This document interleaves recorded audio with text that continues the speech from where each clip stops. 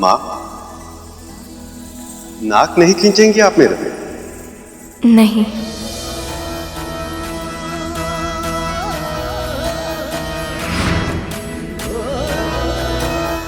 विवाह के हर्ष ईद की तरह इसके निर्धारण के पीछे भी एक कारण था प्रभु।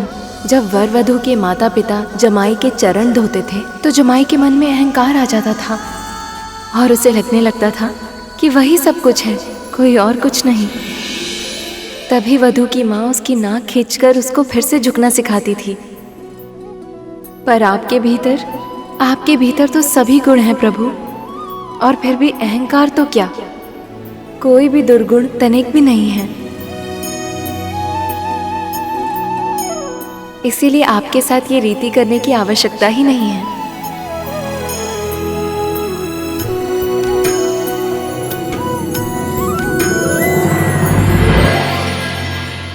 आइए प्रभु। पधारिए। सारी बारातियों के पैर अवश्य पखारना।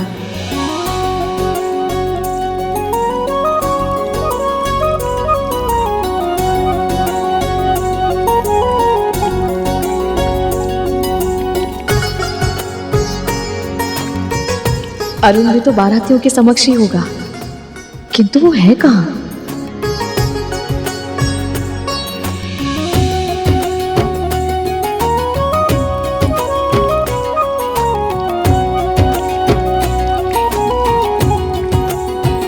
अरुण,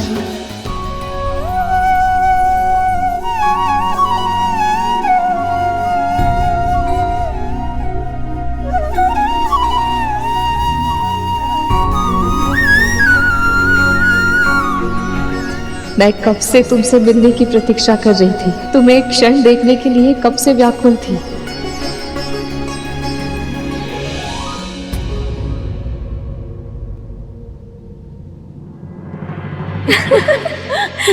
इनके तो पाँव ही नहीं है, फिर पाँव कैसे धोएं?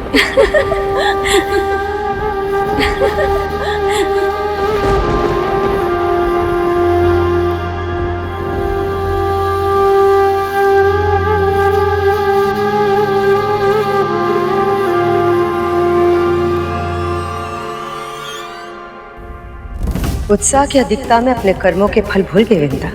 सोचा है क्या कहेगी अरुण से, जिस पुत्र का पूरा जीवन तूने नष्ट कर दिया,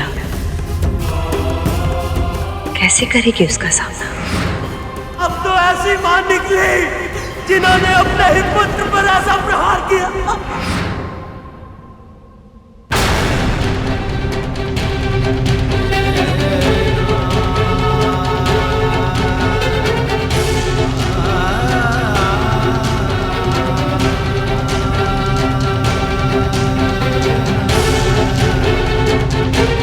गरुड़,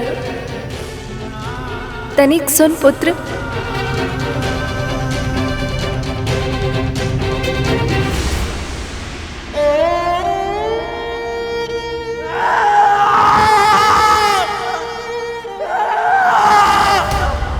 ये क्या किया आपने? ईर्ष्या के वश में अपने ही पुत्र को विकलांग बना दिया। इस महापाप के लिए मैं आपको कभी क्षमा नहीं करूंगा। असुरक्षा, मोह और मत्सर जैसे दोषों ने आप और आपकी बहन दोनों की बुद्धि हर ली और मुझसे छीन लिया मेरा गौरव और मेरा भाग्य।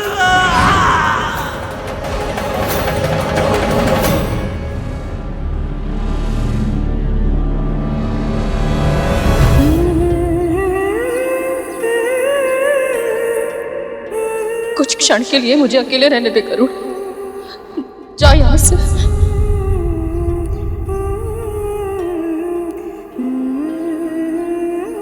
अरुण,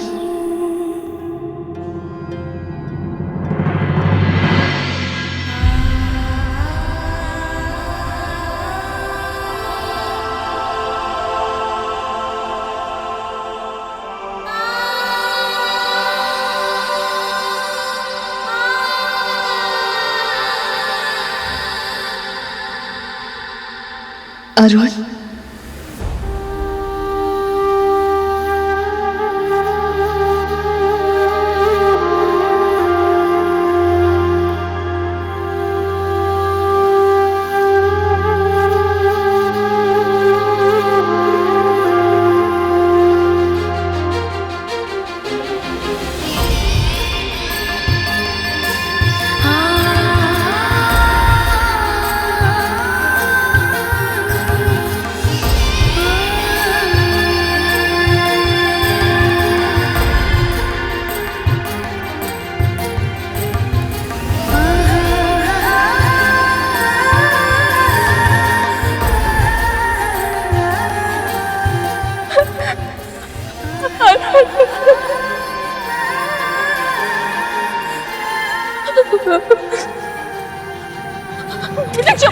क्षमा।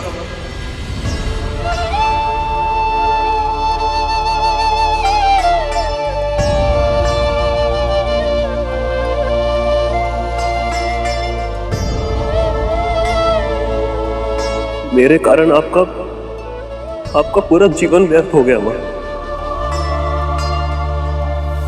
मेरे श्राप ने आपको दास्ता के नर्क में धकेल दिया। मैं अपने आप को कभी क्षमा नहीं कर पाऊंगा।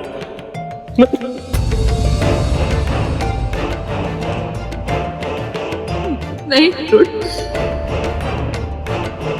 तेरा श्राप पूरी तरह से उचित था। मेरे कारण तू सदैव के लिए अर्थविकसित रह गया।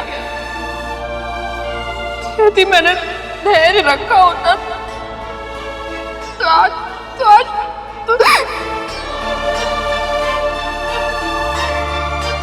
सत्य तो ये है, तेरे जन्म के बाद से हर क्षण मुझे लगता है कि दास्ता का ये जीवन ही मेरा दंड है।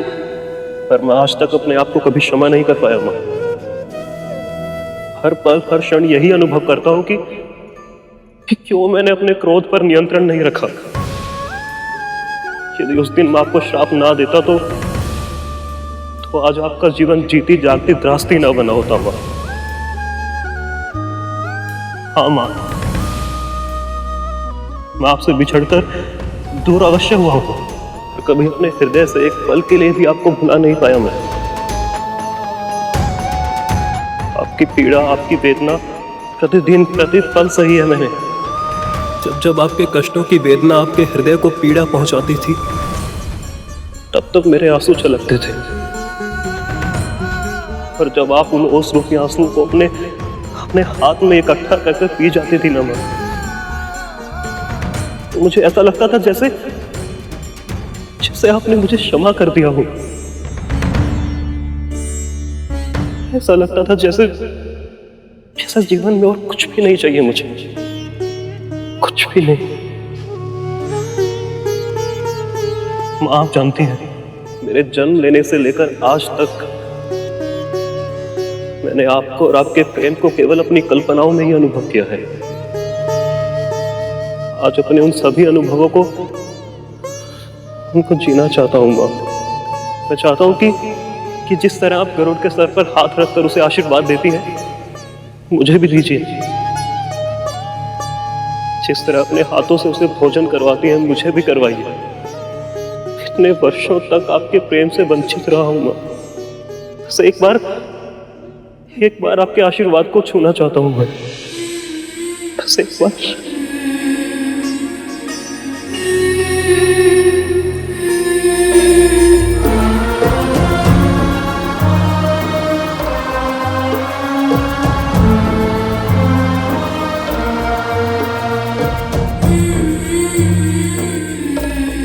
जानता है, गर्व है मुझे तुझ पर। अपनी शारीरिक कमी को तूने अपने उत्थान के मार्ग में अवरोध नहीं बनने दिया। जो तेरी दुर्बलता थी उसे ही अपनी शक्ति बना लिया तूने। मैंने जो भी सीखा है सब आपसे सीखा है माँ। सब कुछ गवा दिया था आपने अपना, किंतु उसके बाद भी आपने कभी अपनी मर्यादा, अपने आत्मसम्मान के साथ समझौता नहीं किया। सब आपसे सीखा है मैंने।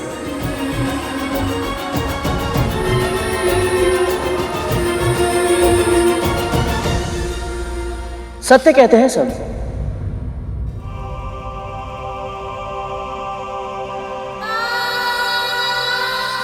मां को सबसे अधिक प्रेम अपने पहले पुत्र से ही होता है। देखा आपने अरुण भैया, आपके मिलते ही मां मुझे भी भूल गई।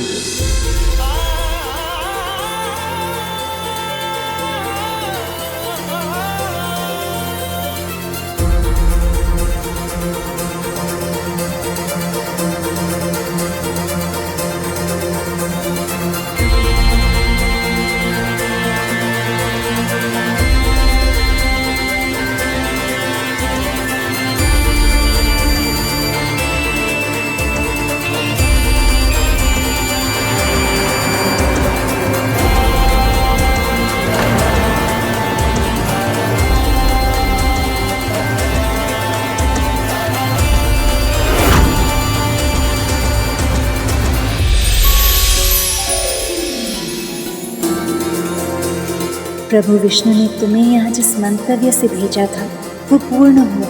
तुम्हें अरुण से मिला के माँ बेटे के मन में जो बोझ था उसका निवारण किया प्रभु ने। सही समय आने पर भगवान सदा अपने भक्तों की इच्छा पूरी करते हैं।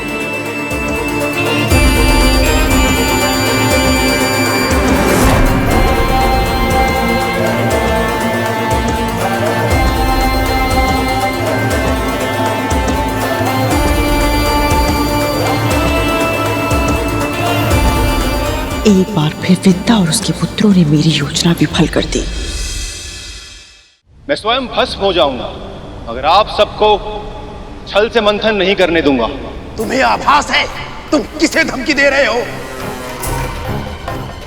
महाराज के कोप से केवल तुम दोनों का ही विनाश नहीं, अभी तो तुम्हारे परिवार और संतान भी सदैव के लिए दुर्भाग्य के अंधेरों में खो जाएंगे।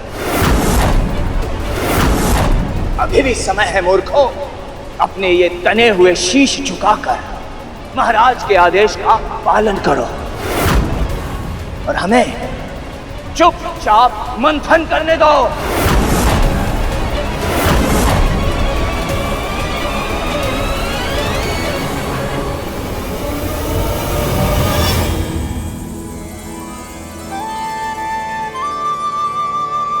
मामा श्री तो आ गए, किंतु मामी श्री कहाँ हैं?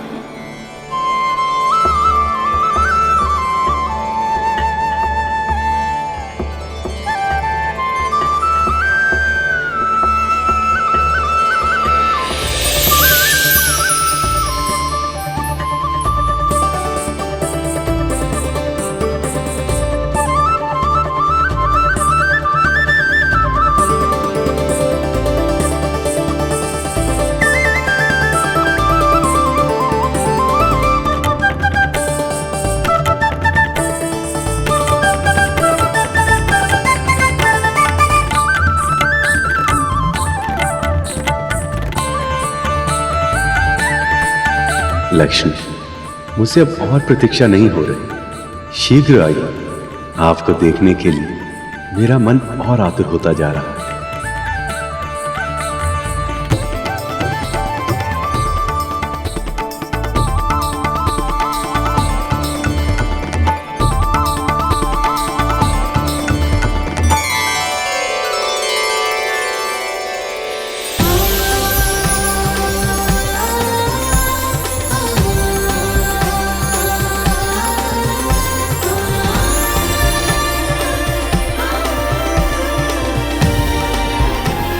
इस क्षण की प्रतीक्षा मैं कब से कर रहा था, जब आप सदा के लिए मेरी हो जाने के लिए मेरी ओर आएंगे।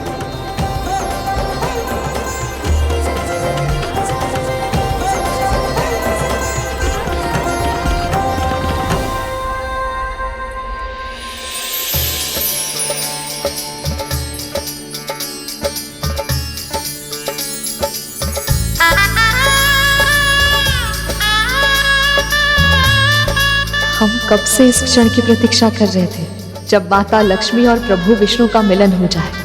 ये हमारा परम सौभाग्य है कि हम इस दिव्य मिलन के साक्षी बने।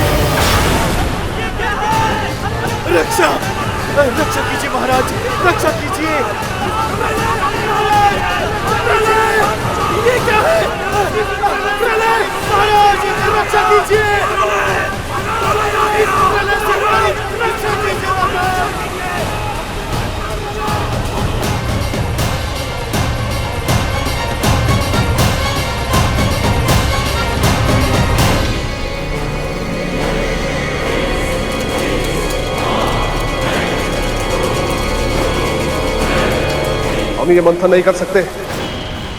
आपको भी सत्य का आभास हो ही गया महाराज।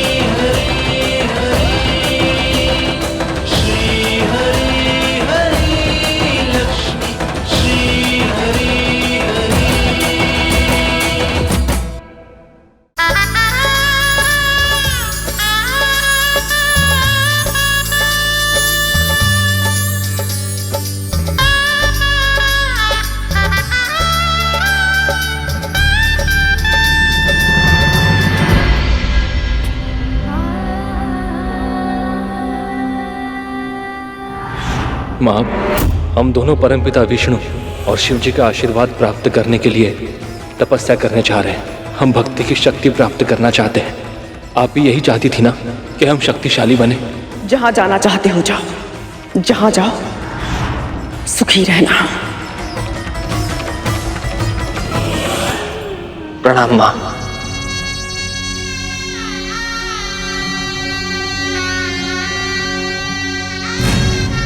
तुम सुखी हो ना? आपके आशीर्वाद से परम प्रभु के चरणों में स्थान पा लिया मैंने। इससे अधिक सुख और क्या हो सकता है मेरे लिए?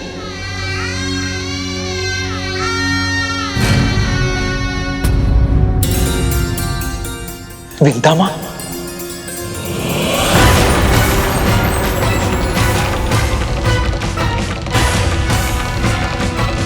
अनंत,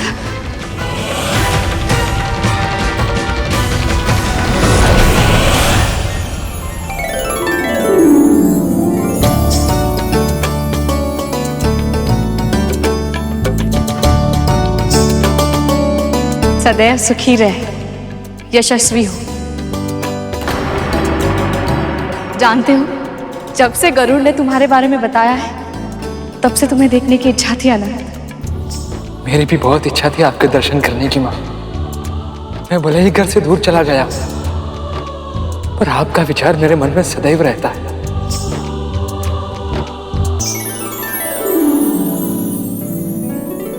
इतने वर्षों के बाद तुम्हारा पुत्र तुमसे मिला है कद्रुन, पर वो तुमसे अधिक विंदा से बातें कर रहा है। आप सब कृपया अपना अपना स्थान ग्रहण कर लें। अब विवाह संस्कार आरंभ होने वाला है। आज्ञा दीजिए माँ।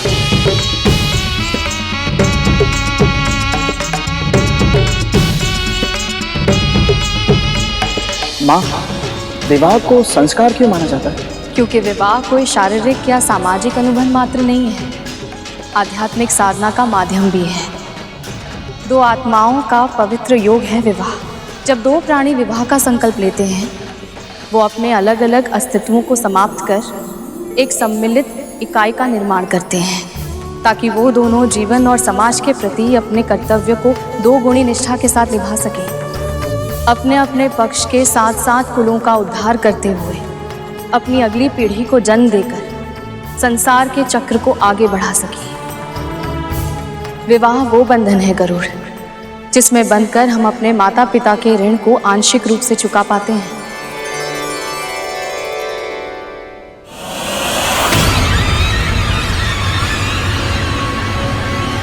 हम ये मंथन नहीं कर सकते।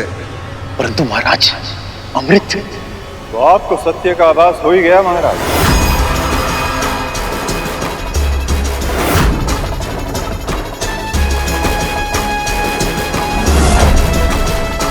गुरुदेव आप?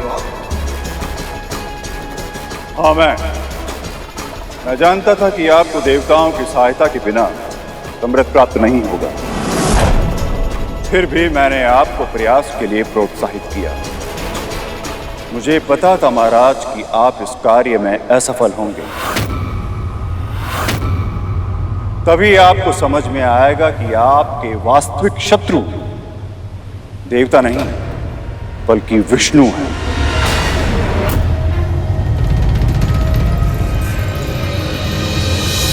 जब देवता संधि का प्रस्ताव लेकर आए थे, तभी मैं समझ गया था कि ये विष्णु के अगले अवतार के प्रकट होने का समय है,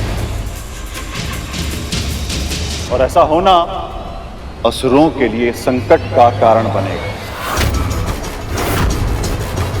इसीलिए मैं प्रथम क्षण से ही मंथन के विचार के ही विरुद्ध था, किंतु आपने मेरा सुझाव नहीं माना और विष्णु के कच्छप अवतार के प्रकट होने में सहायता कर दी।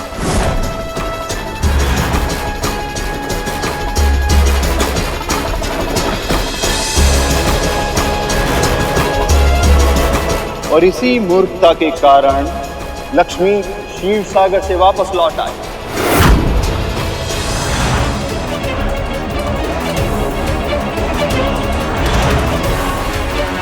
संसार में शिव फिर से लौटा।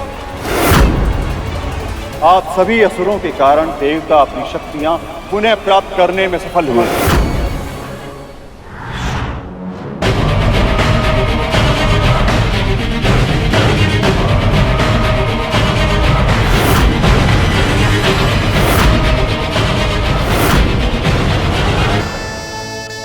अग्निदेव, आरंभ कीजिए। जो आज्ञा ब्रह्मदेव।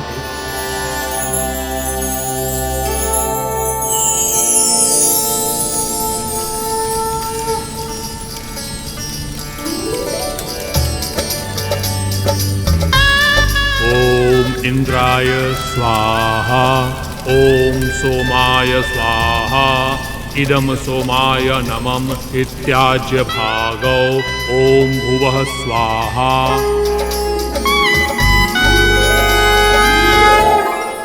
और अब विष्णु और लक्ष्मी दोनों देवताओं के साथ हैं, इसलिए देवता इस मंथन के कार्य को भी पूर्ण करेंगे और उन्हें अमृत भी प्राप्त होगा।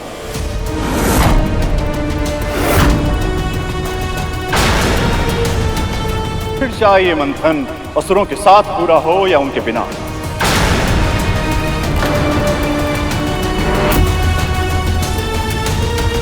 अब कन्यादान होगा। समुद्रदेव, महारानी, अब आप वधू का हाथ अपने हाथ में लें और उसे वर के हाथ में रख दें। कन्यादान का अर्थ होता है पिता द्वारा कन्या का सारा दायित्व वर के हाथों में सौंप देना और उस पर अपना अधिकार सदा के लिए त्याग कर देना। कन्यादान के बाद वधू पूरी तरह से वर की हो जाती है।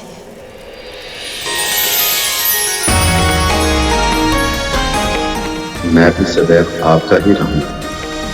ओम स्वस्ति न इंद्रो वृद्धश्रवाः, स्वस्ति न पूषा विश्ववेदाः, स्वस्ति नस्ताक्षर्यो अरिष्टनेमिः, स्वस्ति नो बृहस्पतिर्दधातु। ओम ओम शांति शांति शांति। देवी सरस्वती, देवी पार्वती, अब आप दोनों वर और वधू के बीच गठबंधन करें।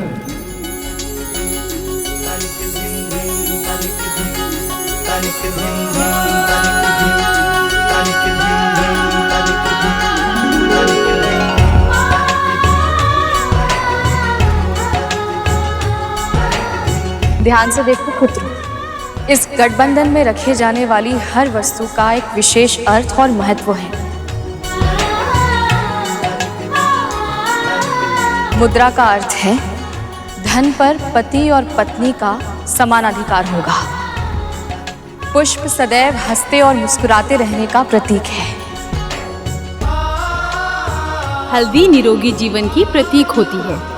एक गृहस्थी सुचारू रूप से तभी चल सकती है जब पति पत्नी दोनों पूरी तरह से स्वस्थ और निरोगी हों।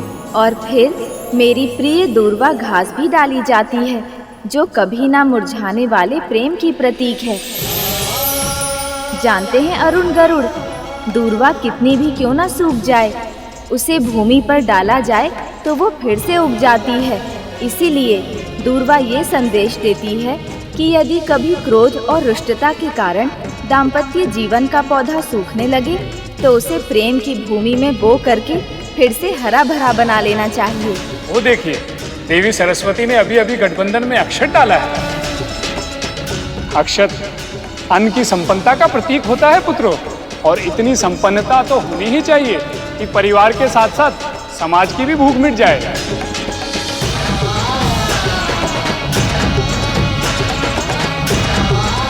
अब तो आप सदा के लिए मेरे प्रेम के बंधन में बंध गए।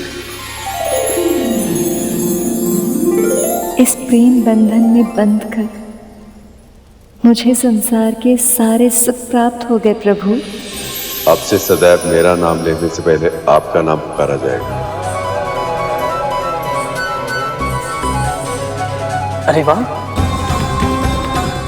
ये विवाह संस्कार कितना रुचिकर है। इसके हर छोटी बड़ी रीति के पीछे कितने संदेश, कितने विचार छिपे हुए हैं। बातों बातों में चूक मत जाना करो। अभी विवाह की सबसे महत्वपूर्ण रीति आरंभ होने वाली है। अब आप दोनों अपनी अपनी प्रतिज्ञाएं लें।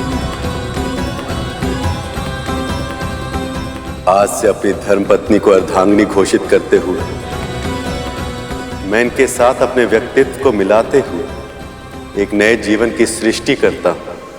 अपने तन के अंगों की भांति ही मैं अपनी अर्धांगिनी की भी रक्षा करूंगा।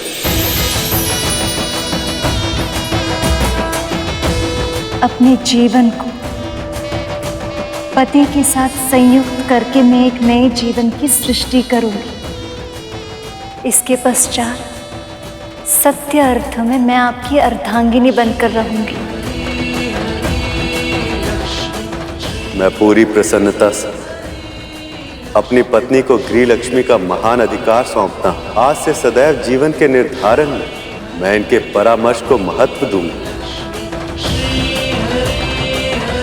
अपने पति के परिजनों को एक ही तन के विभिन्न भाग मानकर उन सब के साथ सम्मान पूर्वक व्यवहार करूंगी।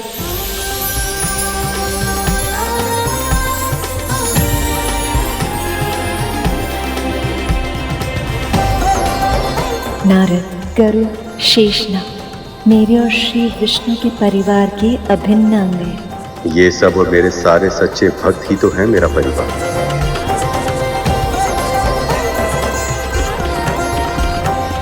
क्या लगता है आप सब कि विष्णु वहां विवाह में व्यस्त हैं तो उनको ज्ञात नहीं है कि आप यहाँ क्या करने का प्रयत्न कर रहे हैं?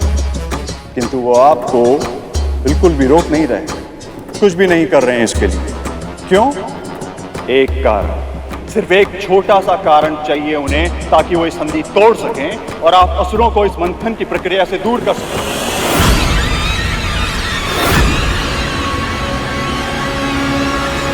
ताकि सारा का सारा अमृत देवताओं को प्राप्त हो सके।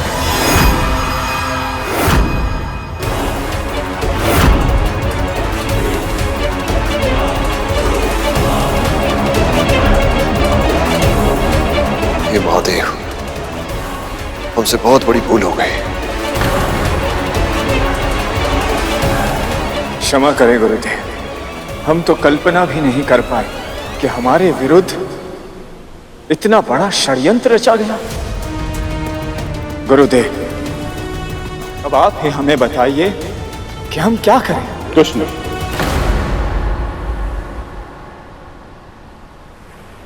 अब आप कुछ नहीं कर सकते, इसलिए जो संकल्प किया है उसे पूर्ण करना होगा। विष्णु और लक्ष्मी का विवाह समाप्त होने तक की प्रतीक्षा कीजिए और उसके बाद पुनः मंथन के कार्य में जुट जाइए। और इस समुद्र मंथन के साथ साथ एक विचार मंथन भी अपने मस्तिष्क में हर क्षण करते रहिए कि असुरों को अमृत पहले कैसे प्राप्त हो।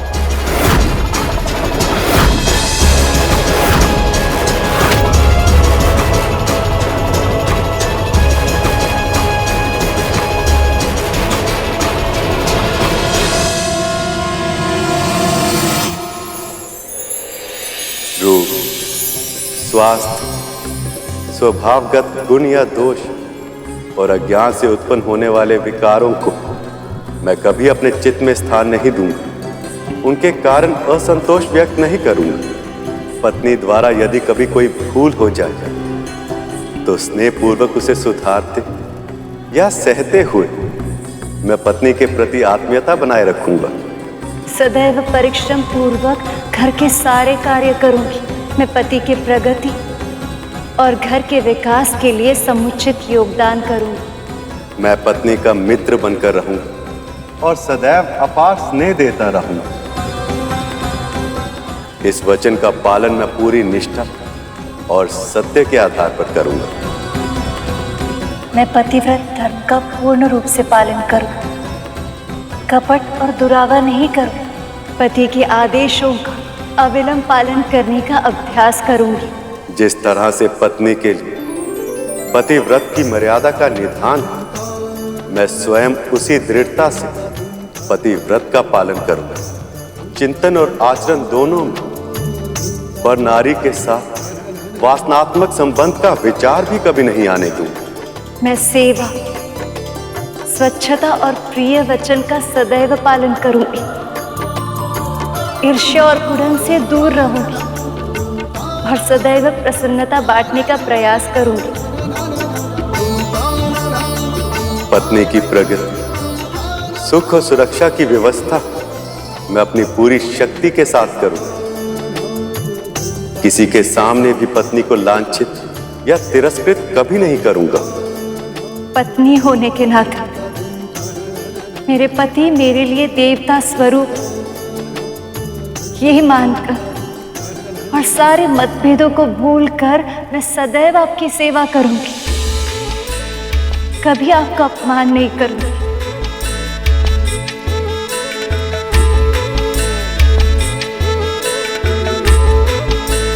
अब आप दोनों शिलारोहण के लिए खड़े हो जाएं।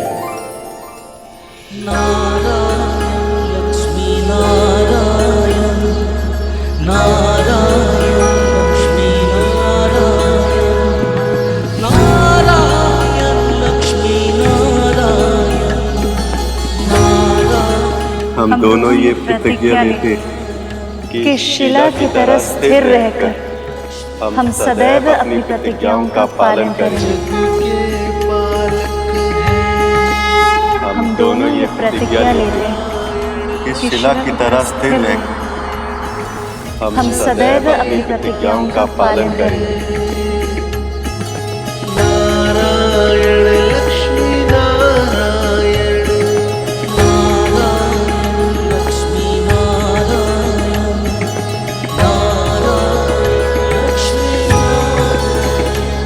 अब वर वधू अग्नि के समक्ष फेरे लेंगे।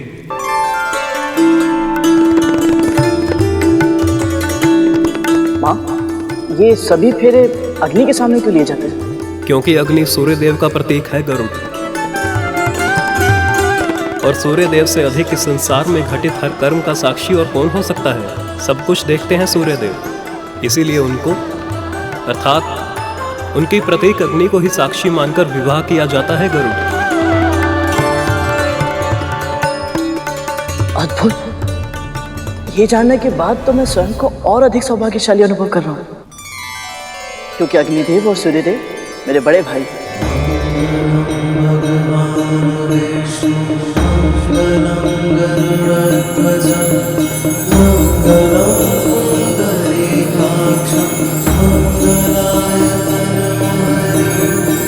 चाहे कैसी भी परिस्थिति क्यों ना हो, मैं आपसे कभी दूर नहीं जाऊंगी प्रभु।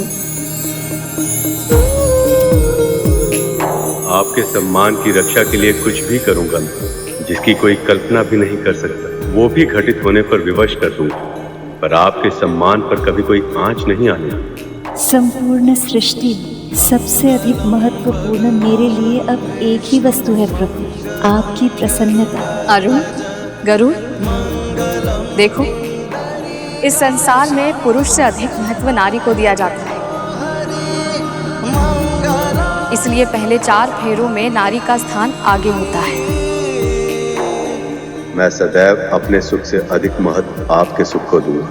अपनी आवश्यकताओं से पहले आपकी आवश्यकताओं का ध्यान रखूंगा। आपका हर्ष उल्लास अपनी प्रसन्नता से भी अधिक महत्वपूर्ण होगा मेरे लिए। संतुलन बनाए रखने के लिए अंतिम के 3 फेरों में पुरुष को आगे बुलाया जाता है।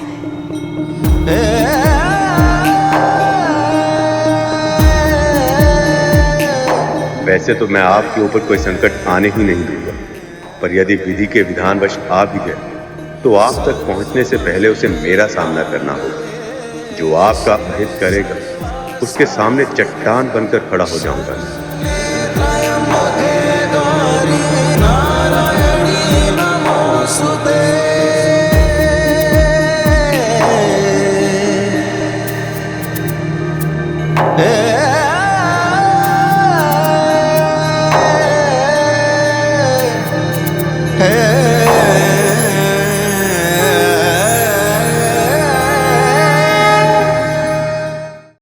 अब सप्तपदी की रीत की जाएगी। सप्तपदी? ये क्या होता है माँ? सप्तपदी का अर्थ होता है वर और वधू का एक साथ 7 पग चलना।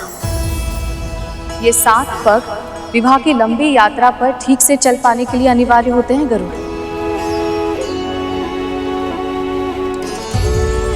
प्रथम पग अन्न की वृद्धि के लिए होता है।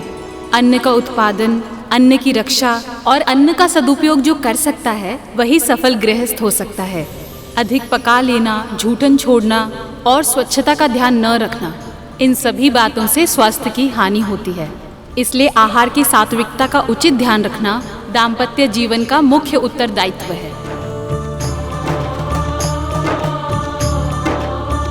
दूसरा पग शारीरिक और मानसिक बल की वृद्धि के लिए होता है। व्यायाम, परिश्रम, उचित और नियमित आहार विहार से तन का बल स्थिर रहता है। अध्ययन और विचार विमर्श से मनोबल बढ़ता है। जिन प्रयत्नों से दोनों बल बढ़े, पति और पत्नी समर्थ, स्वस्थ और सशक्त बने, उनका उपाय सोचते रहना चाहिए। तीसरा पग धन की वृद्धि के लिए होता है। जैसे मुद्रा अर्जित करना आवश्यक है, वैसे ही व्यय की मर्यादाओं का ध्यान रखना दाम्पत्य जीवन का प्रमुख कर्तव्य है। चौथा पग होता है सुख की वृद्धि के लिए। पति पत्नी प्रसन्न चित्त रहे, मुस्कुराने का अभ्यास करें, हंसते हंसाते जीवन व्यतीत करें। सदैव ध्यान रखना, जो संतोष करना जानता है सुखी भी वही रह सकता है।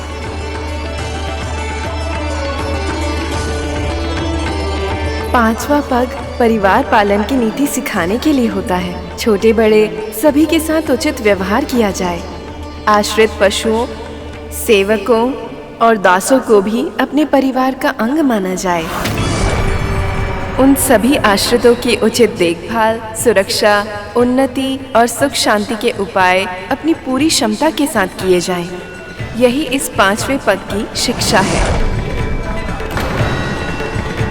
संतानों को जन्म देना स्वाभाविक है, इसीलिए दाम्पत्य जीवन में उसका भी स्थान है। परंतु इन कर्तव्यों का निर्वहन करते हुए भी मर्यादाओं का पूरी कठोरता और सतर्कता से पालन किया जाना चाहिए। यही इस छठे पग का संदेश है।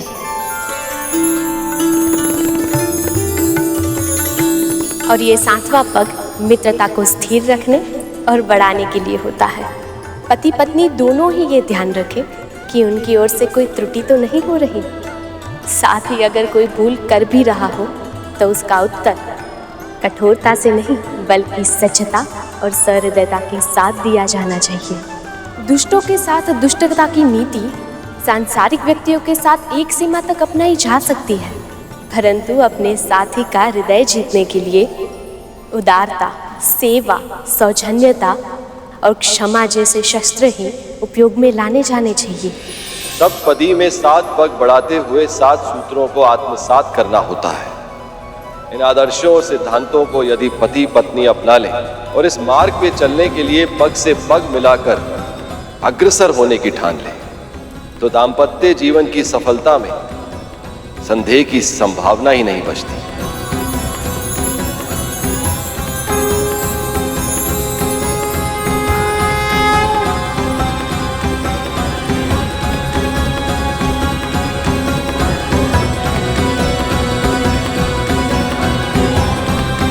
सप्तपदी होने के बाद ही अर्धांगिनी को वामांगी का अधिकार प्राप्त होता है।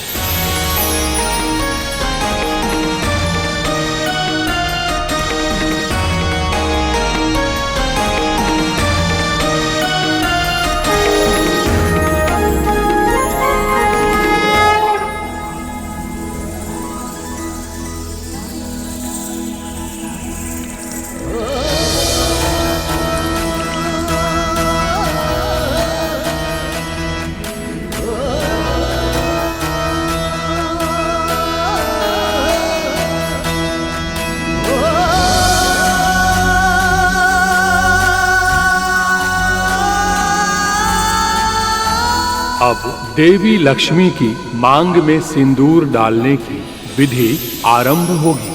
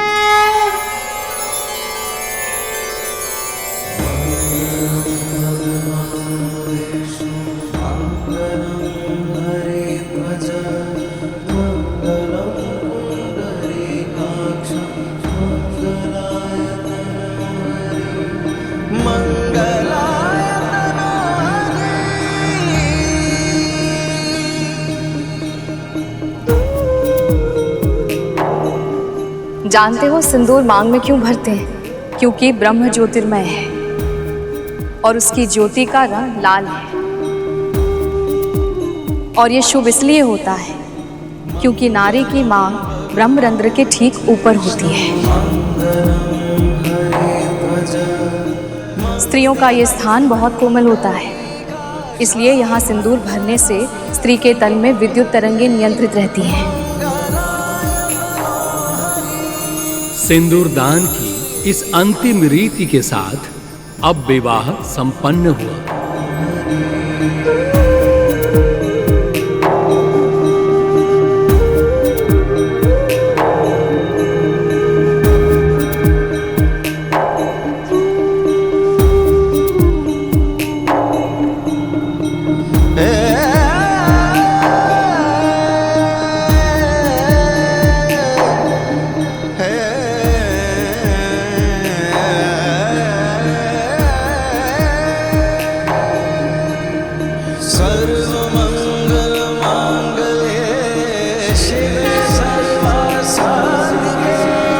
इस विवाह और इस दृश्य को देखकर मेरा जीवन धन्य हो गया।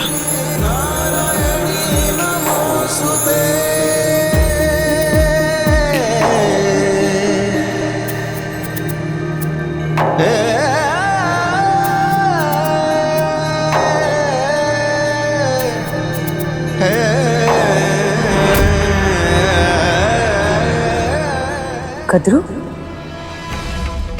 तुम्हारा मुख क्या हुआ? तुम इतना आश्चर्यचकित होकर क्या देख रही हो? क्या हुआ मेरे मुख को?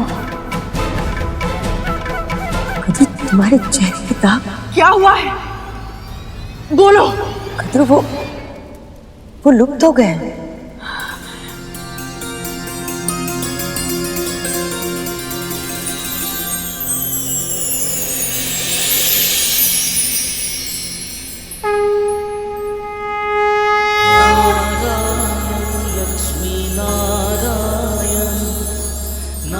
धन्यवाद प्रभु विष्णु, धन्यवाद माता लक्ष्मी, आपको कोटि कोटि धन्यवाद।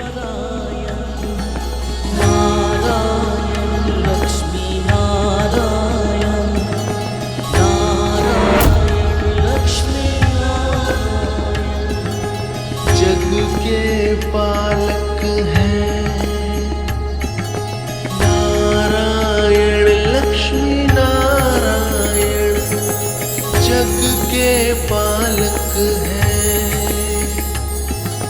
नारायण, लक्ष्मी नारायण, नारायण लक्ष्मी नारायण, नारायण लक्ष्मी नारायण। लगता है आप समझी नहीं असुर माता।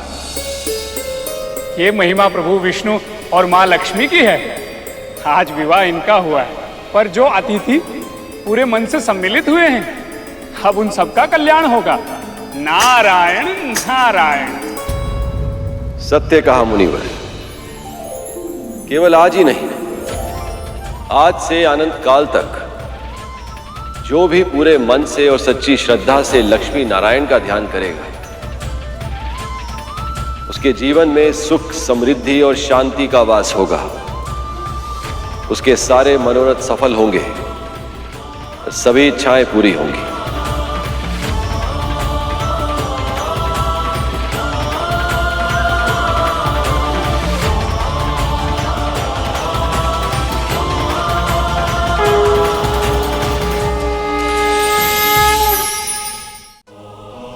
मेरी तो बस एक ही इच्छा है, मेरी संतानों को अमृत मिल जाए और वो सर्वशक्तिमान बन जाए।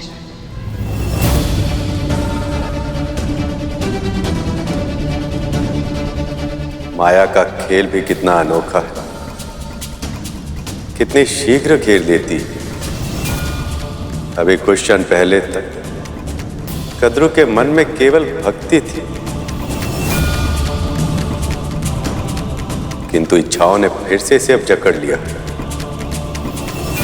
पर प्रभु, जब तक ये अपने दोषों से मुक्त नहीं होती, वृंदा और गरुड़ अपने दासित्व से मुक्त कब होंगे?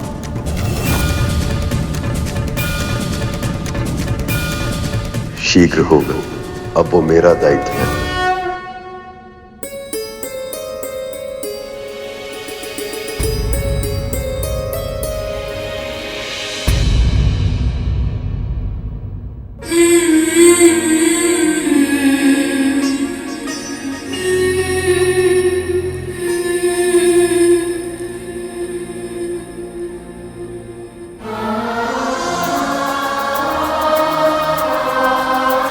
रो क्यों रहा है तू? मुझे दासी के इन वस्त्रों में देखकर ये तो होना ही था ना गरुड़। परंतु क्यों मां? जब प्रभु विष्णु और माता लक्ष्मी के आशीर्वाद से बड़ी मां के मुख्य धब्बे हट सकते हैं, फिर हमें दासत्व से मुक्ति क्यों नहीं कर? किसी और को क्या मिला है और हमें क्या नहीं मिला, ये सोचना व्यर्थ है। मैं अपने जीवन में ये भूल एक बार कर चुकी हूँ, जब मैंने अपने सौभाग्य से प्रसन्न होने के स्थान पर अपना ध्यान कद्रू दीदी के सुख पर केंद्रित कर दिया था, जिससे मेरे मन में ईर्ष्या के महापाप ने जन्म ले लिया था। गरुड़, मैं नहीं चाहती तो भूल कर भी वही भूल फिर से दोहरा दे।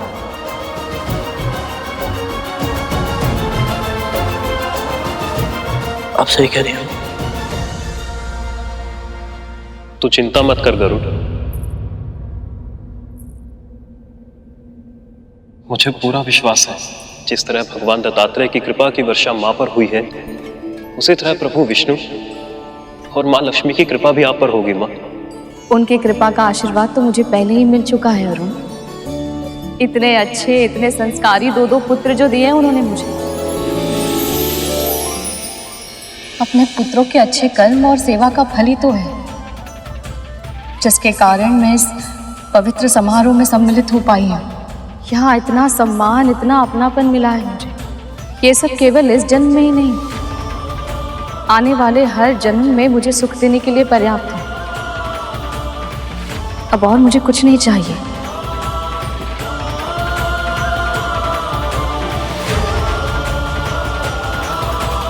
जब आपके सुख का दायित्व स्वयं प्रभु विष्णु के लिए है, तो अब कोई संकट, कोई पीड़ा आपको छू नहीं पाएगी।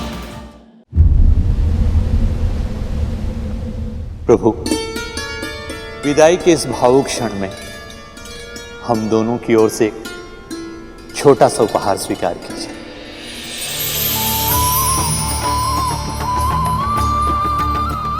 इसकी कोई आवश्यकता नहीं है पिताजी। ये मणि उस सम्मान का प्रतीक है जो आप सबने मुझे दिया है। आज मैं अपनी पुत्री के साथ साथ इस मणि को भी आपको सौंप रहा हूं। आपकी पुत्री मेरे हृदय में वास करती है।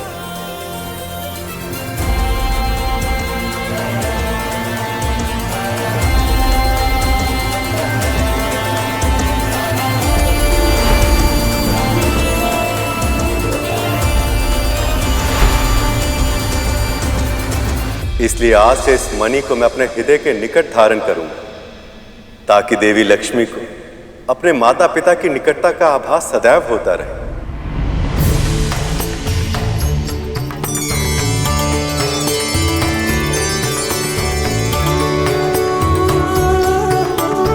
सारे संसार की श्री को हम दोनों भला दे ही क्या सकते हैं, फिर भी पुत्री, इसे हमारी प्रेम की भेंट समझकर स्वीकार कीजिए।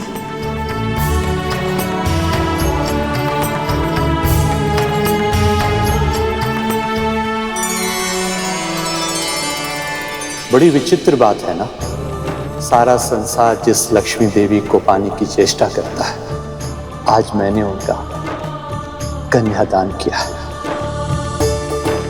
पर मैं जब देखता हूं कि मैंने अपनी पुत्री का हाथ किन हाथों में दिया है, तो ऐसा लगता है जैसे इससे बढ़कर पुण्य कार्य कुछ हो ही नहीं सकता। अपनी पुत्री का घर से जाना किसी को अच्छा नहीं लगता, पर मैं लक्ष्मी भी हूँ और जाते जाते मैं इस घर को कुछ देना चाहती हूँ।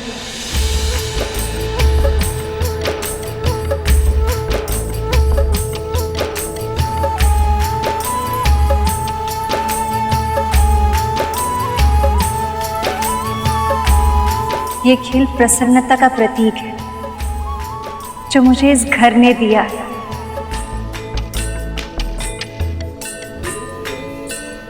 पत्नी होने के नाते मुझे आगे बढ़ना है, किंतु पुत्री होने के नाते मैं यहाँ प्रसन्नता बिखेर के जाना चाहती हूँ।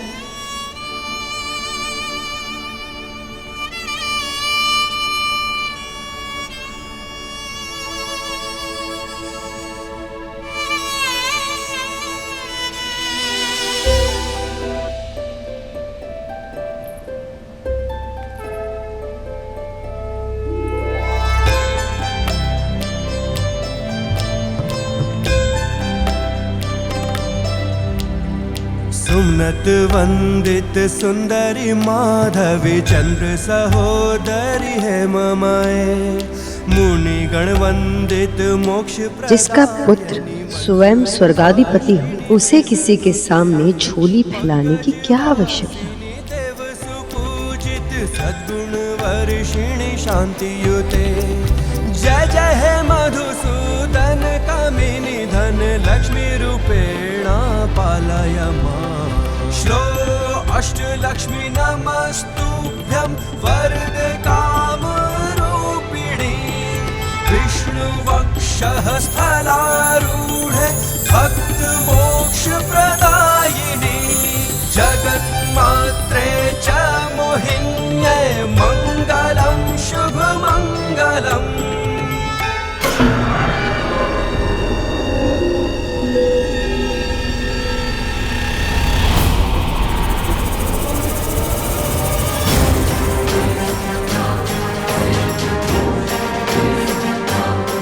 बस एक था ना, इससे क्या होगा?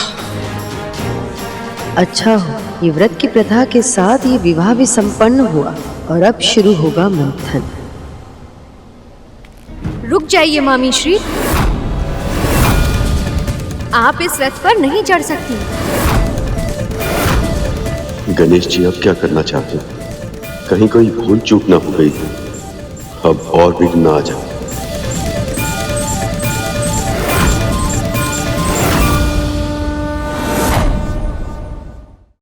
क्या हुआ गणेश? तुम्हारा और तुम्हारे मूषिकों का पेट नहीं भरा क्या?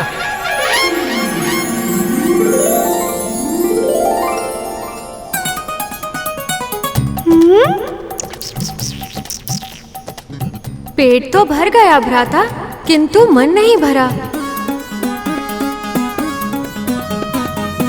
मुझे नेक दिए बिना आप रथ पर नहीं चढ़ सकती मामी श्री।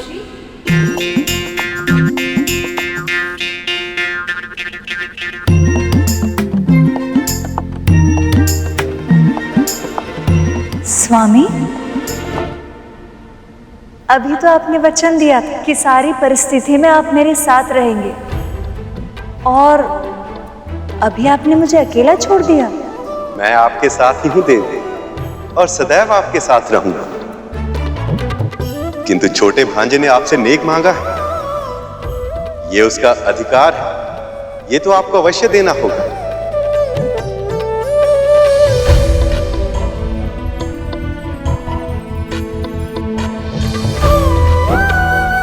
गणेश, आप बुद्धि के देवता हैं और मैं धन वैभव की देवी। और जब बुद्धि ही ना हो तो धन कैसे प्राप्त कर सकते हैं? आज मैं आपको आशीर्वाद देती हूँ कि हम दोनों की पूजा अब से साथ में होगी।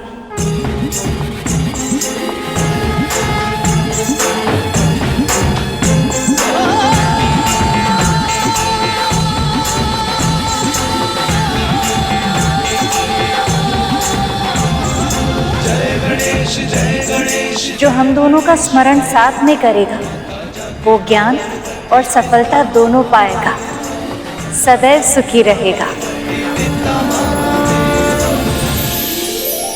आपने बहुत अनुपम उपहार दिया है मामी श्री, इससे उत्तम नेक कोई और हो ही नहीं सकता।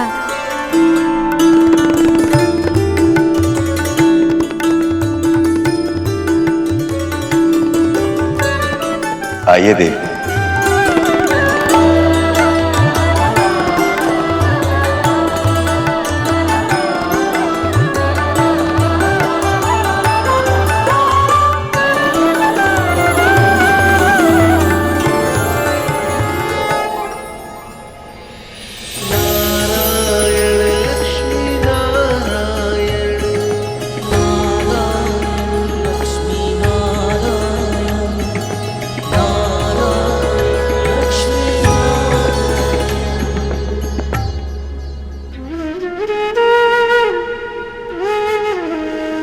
विंता,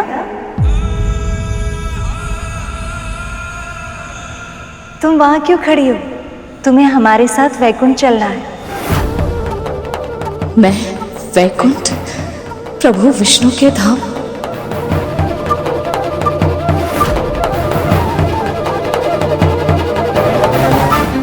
क्या हुआ? चौंक क्यों गई?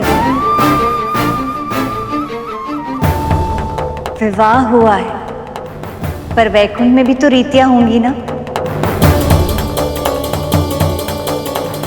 जिस प्रकार इतने अच्छे से तुमने मेरी यहाँ सहायता की, वहां वैकुंठ में भी तो करोगी ना। सदैव विंता को मुझसे अधिक महत्व मिलता है।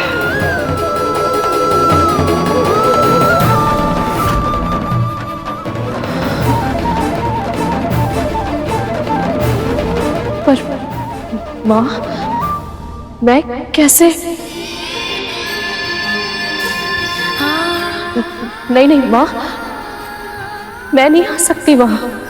विंता, मैं स्वयं तुम्हें मेरे साथ वैकुंठ चलने के लिए कह रही हूँ और तुम मना कर रही हो।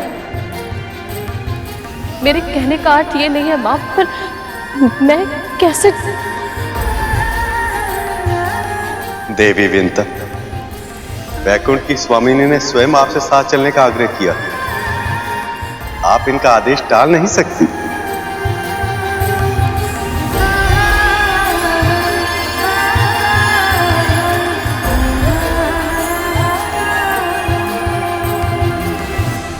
प्रभु, स्वागत की तैयारियां करने के लिए हमें आपसे पहले पहुंचना होगा। आज्ञा दीजिए।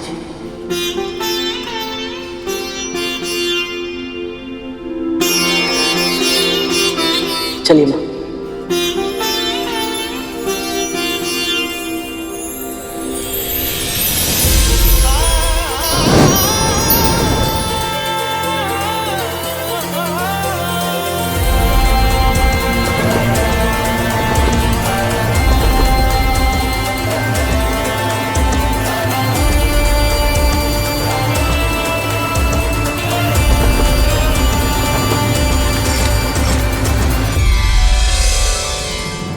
रुको कद्रू, वैकुंठ जाने का विशेष निमंत्रण सिर्फ विंता को मिला है, तुम्हें नहीं, और मुझे नहीं लगता कि तुम्हें जाना चाहिए। तुम स्वयं भी तो बिना निमंत्रण के यहाँ आई थी ना। और स्वयं तुमने भी देखा ना कि इन सब ने मेरे साथ कैसा व्यवहार किया। इन सब ने मेरी उपेक्षा की है, पर मैंने कैसे भी करके अपने क्रोध पर नियंत्रण कर लिया। क्या तुम कर पाओगी कद्रू? वैकुंठ में जाकर अगर तुमने विंता के लिए कुछ भी बुरा कहा या सोचा तो ना जाने परिणाम क्या होगा।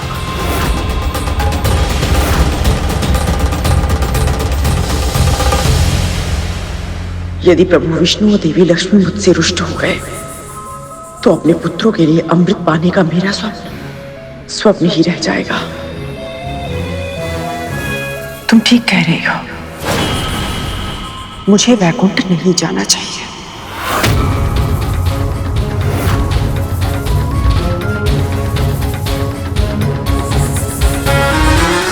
तू जितना होना चाहती है विंता, उड़ ले। एक बार, बस एक बार मेरे पुत्रों को अमृत मिल गया तो फिर उन्हें तेरे करुण से कोई संकट नहीं होगा। फिर तब अपने हर अपमान का बदला लूंगी तुमसे।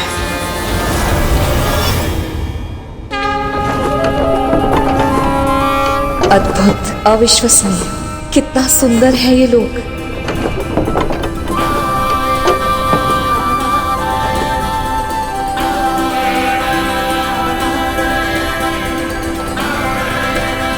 आज तक केवल इसके स्वप्न देखे थे मैंने। सदैव सोचती थी कि कैसा होगा वैकुंठ। अपनी कल्पना से इसके भित्ति चित्रों में रंग भरती थी, पर ये स्थान तो मेरी कल्पना से भी परे है गरुड़। मैं साक्षात वैकुंठ की यात्रा कर रही हूँ। ये सब तेरे कारण ही संभव हुआ है पुत्र।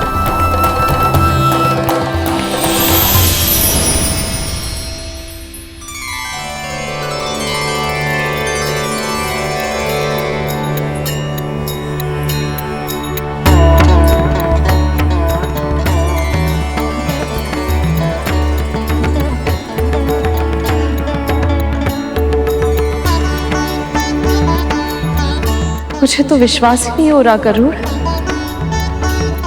मैं वैकुंठ के द्वार के सामने हूँ। इतना बड़ा सौभाग्य, इतना सारा सुख, क्या कल्पनीय है गरुड़, अकल्पनीय।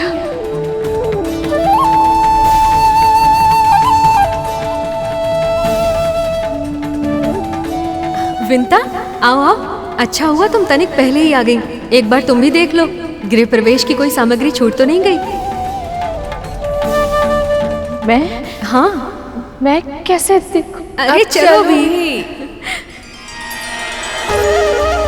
ये देखो।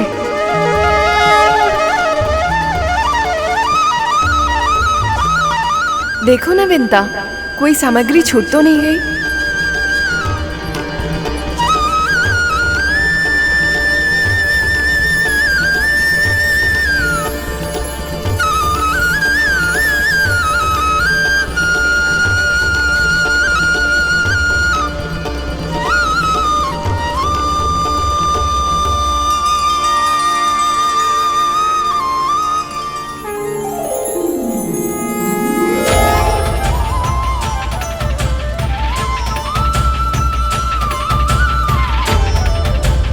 माँ, प्रभु विष्णु और माता लक्ष्मी आ गए।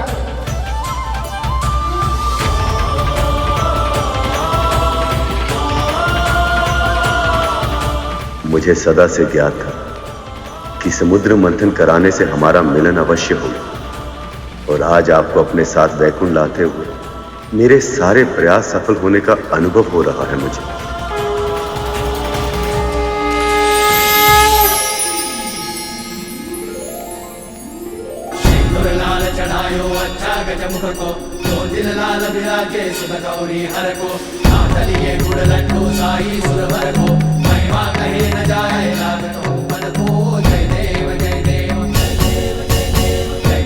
पूजा स्वीकार करें गणपति, भीतर पधारें।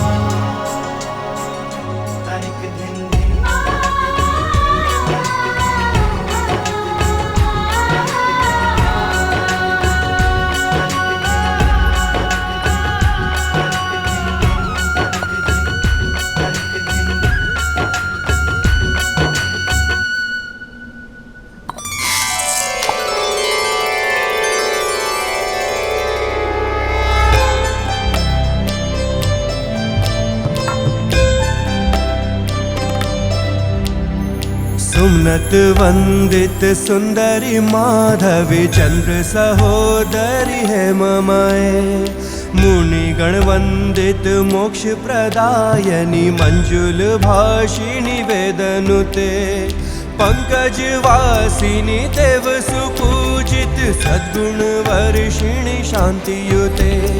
जय जय है मधुसूदन कामिनी आदि लक्ष्मी परिपालय मां।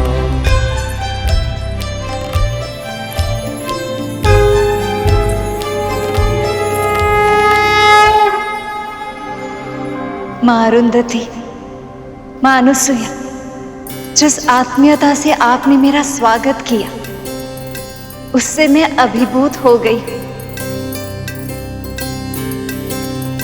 गरुड़, विंता, तुम दोनों अपनी कर्तव्य पूरी निष्ठा के साथ निभाते हो और वो बहुत प्रशंसनीय है।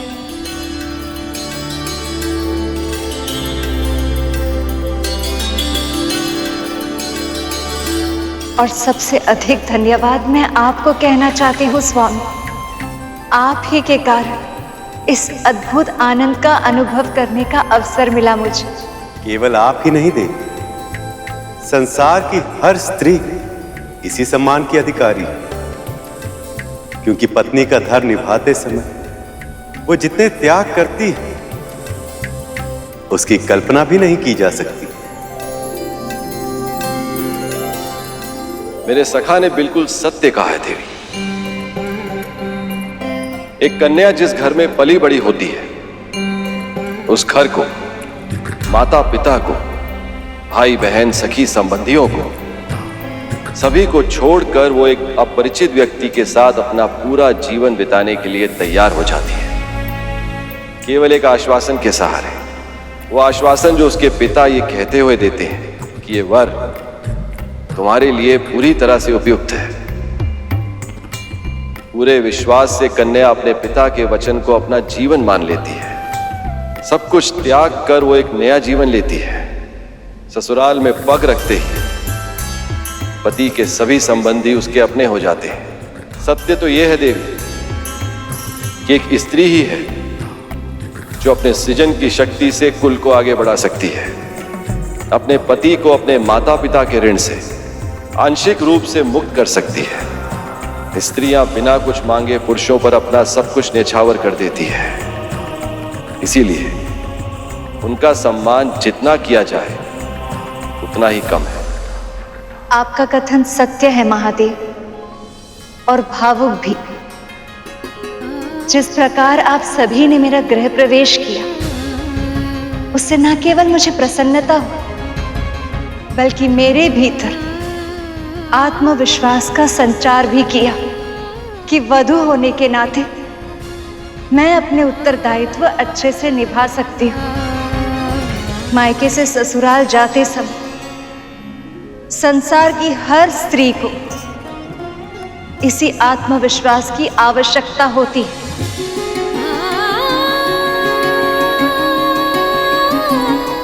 इसलिए मैं ये संकल्प लेती हूँ स्वामी, आज से जो भी परिवार अपने बहू का गृह प्रवेश इन सब संस्कारों के साथ करेगा, मैं स्वयं उस स्त्री के भीतर स्थिर निवास करके उसे गृह लक्ष्मी बनाऊंगी। उसके शुभ हाथों से हल्दी के छाप उस घर के कष्ट और रोगों को मुक्त करेंगे। अक्षत बिखेरने से उस घर में संपन्नता और प्रसन्नता बिखरेगी, और आलते से रंगे हुए उसके पदचिह्न उस घर को धर्म और सफलता का मार्ग दिखाएंगे।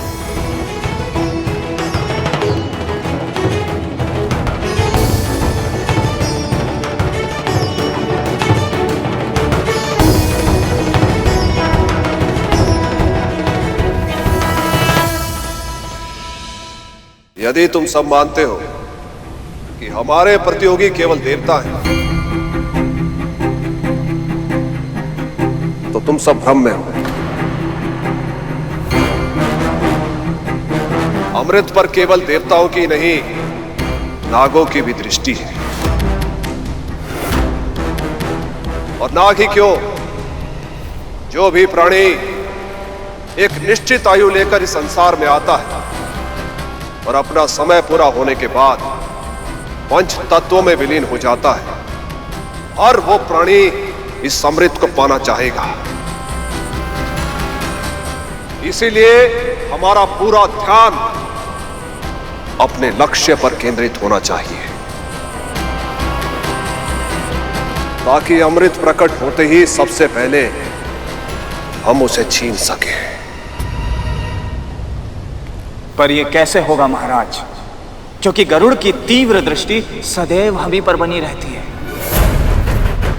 हाँ महाराज, मंदराचल से लेकर वासुकी तक सब सदैव केवल देवताओं का ही पक्ष लेते हैं।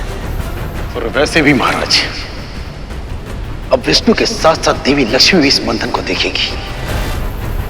उन सब की कड़ी दृष्टि के सामने कैसे चुराएंगे हम अमृत?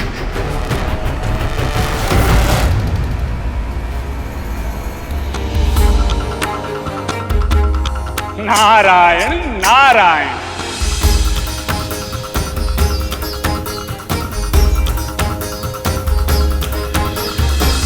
आप जानते हैं मां, एक दिन यहीं वैकुंठ में खड़े होकर गरुड़ के मन में भी ये इच्छा आई थी कि वो प्रभु विष्णु और मां लक्ष्मी के मिलन में सहायक बने। ठीक उसी तरह आज आपके मन में जो भी विचार आया है वो भी अवश्य पूरा होगा मां।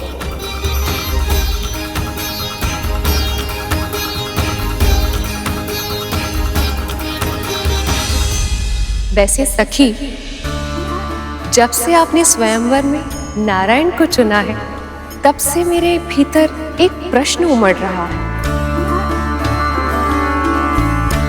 कहाँ तो आप मृगनयनी, मनमोहक लाल गालों वाली रूपमती देवी, और कहाँ ये नारायण जो कभी तो सलोने दिखाई देते हैं और कभी सांवला श्याम रंग धारण कर लेते हैं। आप कमल पुष्प पर विराजती हैं और ये विशाल सर्प पर।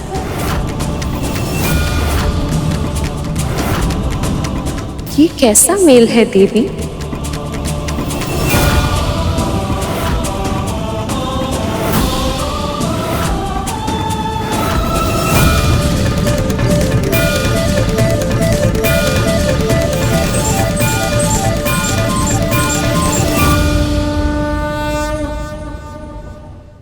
माँ पार्वती, आप प्रभु के बारे में ऐसा कैसे कह रही हैं? और क्यों? ये भी एक रीति होती है गरुड़।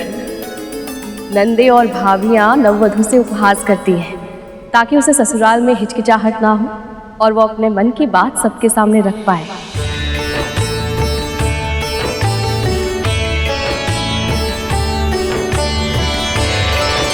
श्याम रंग तो कस्तूरी का भी होता है सखी, जिसे हम मस्तक में धारण करते। मेघ भी तब वर्षा करता है जब उनका रंग श्याम हो। और एक बात तो भूल गई सखी, सबसे विशेष कमल का रंग भी श्याम है। और गालों की लाली का क्या कहना, लाल तो कौवे की जीभ भी होती थी, पर वो हमेशा बोलता है कर्कश स्वर में।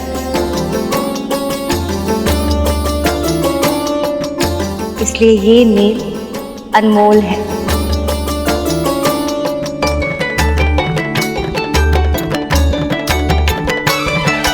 बस ऐसे ही एक दूसरे का पक्ष लेते रहिए, एक दूसरे का साथ देते रहिए। चलिए, ये रीति भी पूरी हो गई। अब प्रथम रसोई की रीति भी कर लेते हैं। अभी लाई।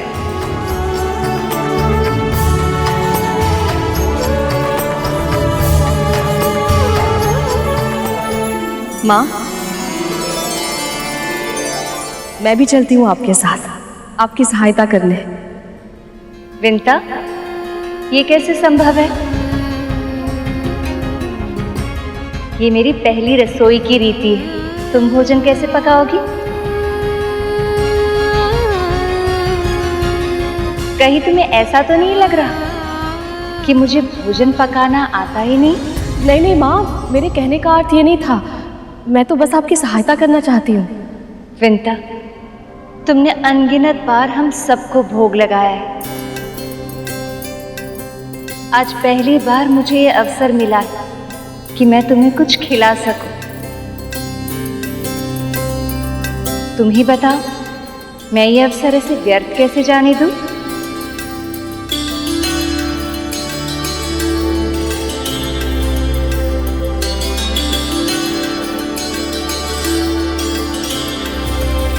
माँ लक्ष्मी रसोई में कार्य करके पकवान बनाए और मैं उन्हें ग्रहण करूं, जो कभी स्वप्न में भी नहीं देखा था, जिसकी कल्पना भी नहीं की थी, वो सत्य हो रहा है गरुड़। भगवान को भोग लगाकर जब मन को इतनी प्रसन्नता मिलती है, तो उनके हाथों से भोग खाकर तो ये जीवन तृप्त हो जाएगा पुत्र।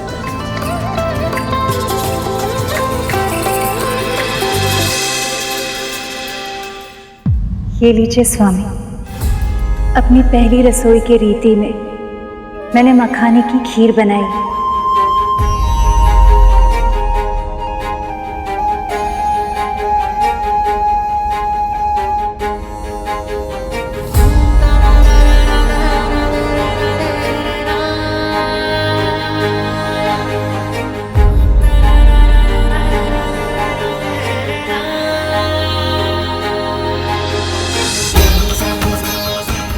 आप सब खा क्यों नहीं रहे?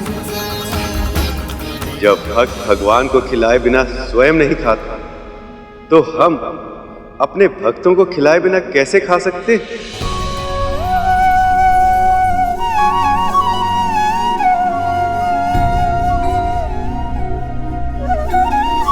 आइए देवी।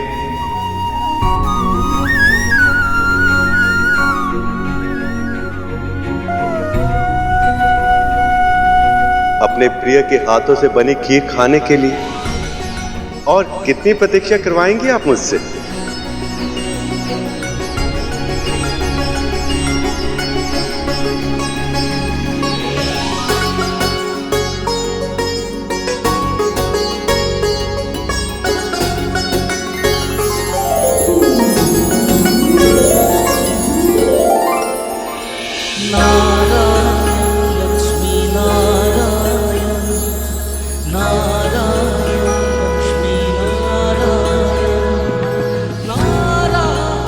यदि बड़ी माँ यहाँ होती तो देखती कि मेरी माँ किस सम्मान के योग्य है।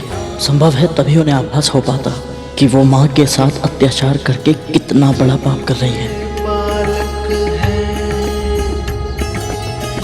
नारायण लक्ष्मी नारायण जग के पालक है। वैसे तो इस संसार में जो भी धन है वो आपका ही है और आपसे ही है, परंतु ये रीति है, पहली रसोई के बाद नेक की प्रक्रिया आवश्यक है। इसीलिए हमारे परिवार की ओर से ये भेंट स्वीकार कीजिए।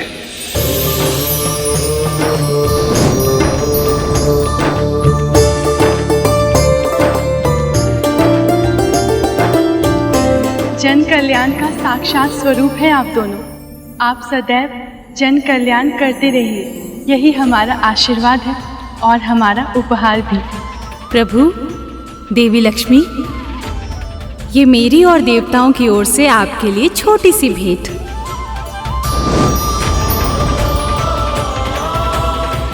मैं प्रभु विष्णु और माता लक्ष्मी को क्या भेंट दूं? अब हमें प्रस्थान की आज्ञा दीजिए।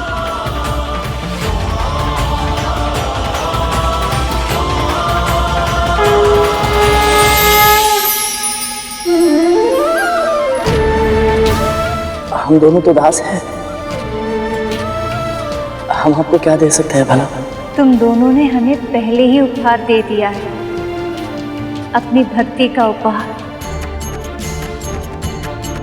यदि भक्त की भक्ति ना हो तो भगवान भी भगवान नहीं हो सकते। अब आज्ञा दीजिए प्रभु, ताकि महारानी के महल लौटने से पहले मैं वापस पहुंच सकूं।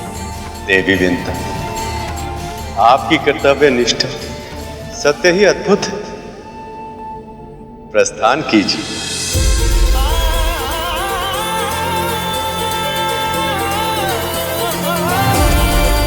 मेरे लिए क्या आज्ञा है प्रभु? तुम्हारा संदेश सही था गर्ग। असुरों ने मंथन का प्रयास इसलिए किया था ताकि वह अमृत को अकेले ही पा सके, किंतु वह विफल हुए। इसलिए अब उनकी इच्छा और भी तीव्र हो गई है और वह अमृत को चुराने के लिए किसी भी सीमा तक जा सकते हैं। अब यह हमारा दायित्व है गर्ग। हमें यह सुनिश्चित करना होगा कि अमृत अयोग्य के हाथों में न जाए। ऐसा ही होगा प्रभु, अमृत उसे ही मिलेगा जिसे आप चाहेंगे।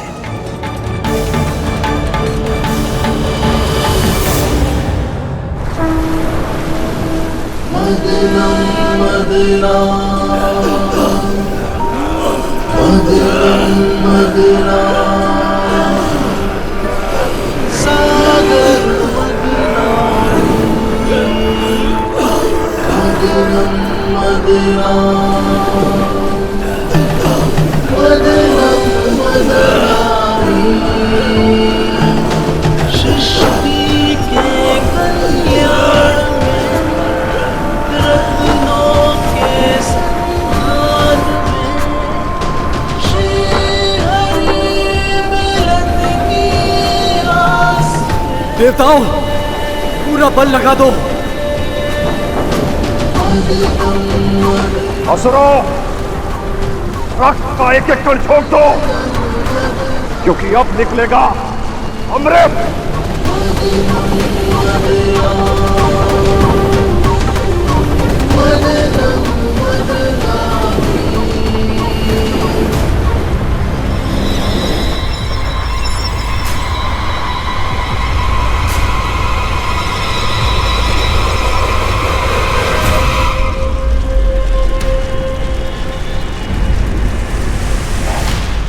ये दुर्गंध कैसे? ये कैसी दुर्गंध है देवराज?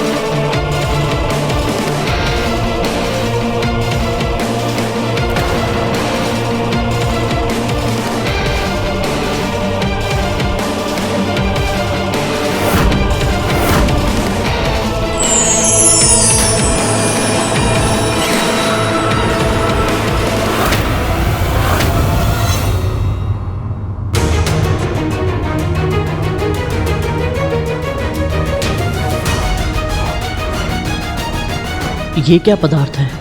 ये क्या लीला है प्रभु? इस पर तो केवल हम असुरों का ही अधिकार होगा।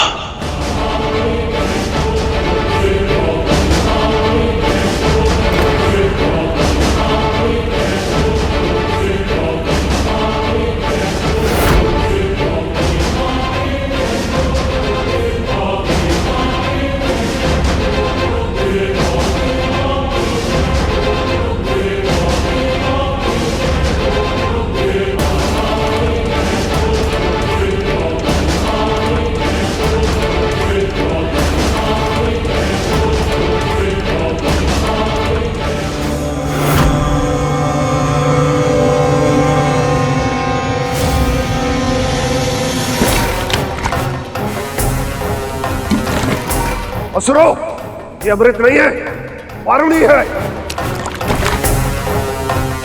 जिसे लेने में हम देवताओं को कोई रुचि नहीं है।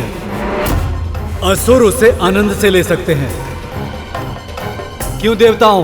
सत्य कहा देवराज।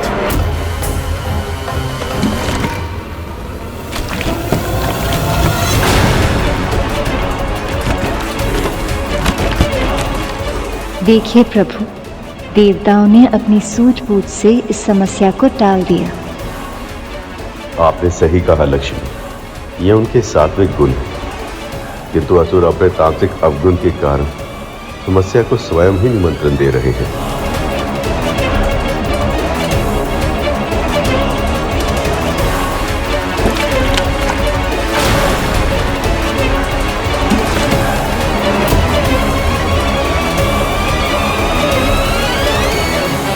सारा पान तो अकेला कर जाएगा और हम मुंह देखते रहेंगे।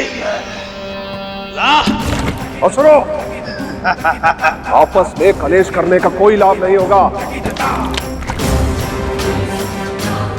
सुना नहीं तुम सबने?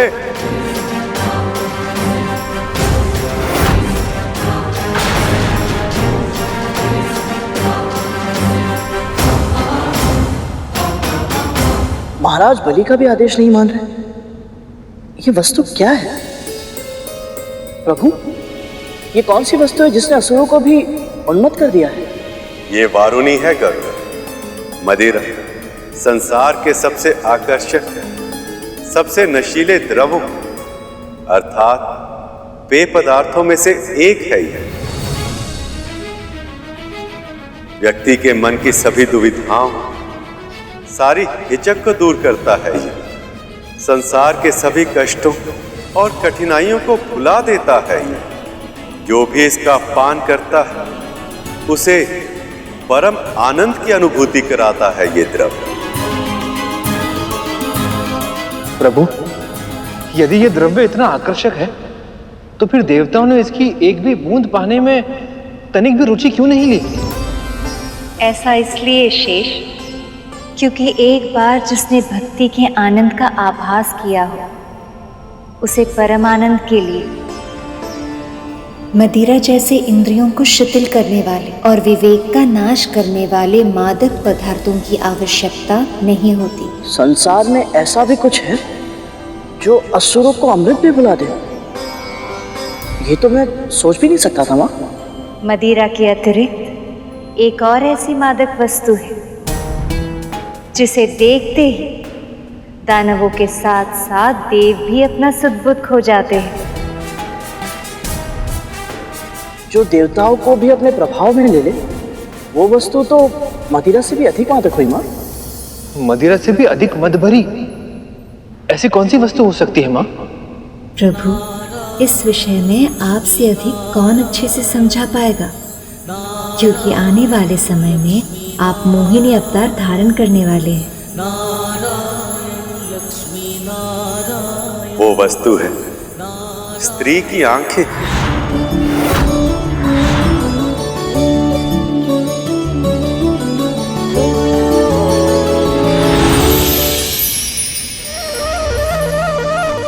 शेष, गरुड़, हर सफल पुरुष के पीछे किसी न किसी स्त्री का योगदान अवश्य होता है। स्त्री की शक्ति की कल्पना भी नहीं की जा सकती। यदि स्त्री चाहे तो पुरुष अपने उद्देश्य पर ऐसे ध्यान केंद्रित कर सकता कि वो कभी भटकता नहीं। और यदि स्त्री चाहे तो पलक झपकते ही पुरुष अपने लक्ष्य को भूलकर उसकी मद भरी आंखों में खो सकता।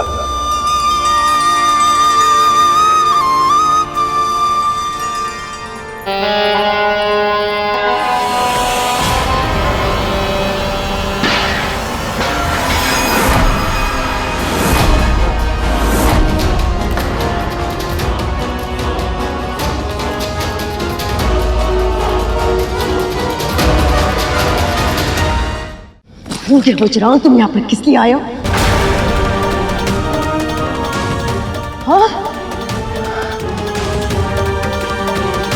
तुम्हें अपना ध्यान केवल मंथन पर केंद्रित रखना है। अमृत ही तुम्हारा एकमात्र उद्देश्य होना चाहिए राहु। ये मदिरा वो जाल है जो तुम्हें अपने लक्ष्य से भटकाएगा।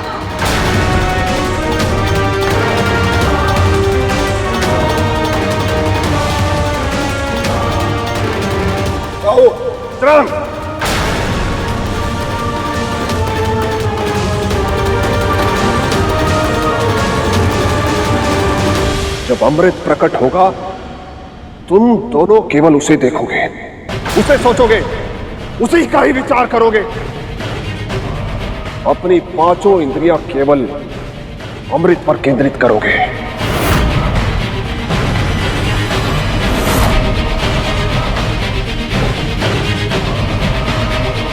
यदि तुम इस योजना में असफल हुए तो हमारी योजना भी असफल हो जाएगी।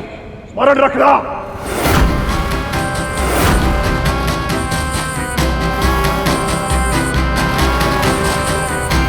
यदि हम अमृत हार गए तो सब कुछ हार जाएंगे। अपनी महत्वाकांक्षा, अपना स्वप्न, अपना साम्राज्य, सब कुछ।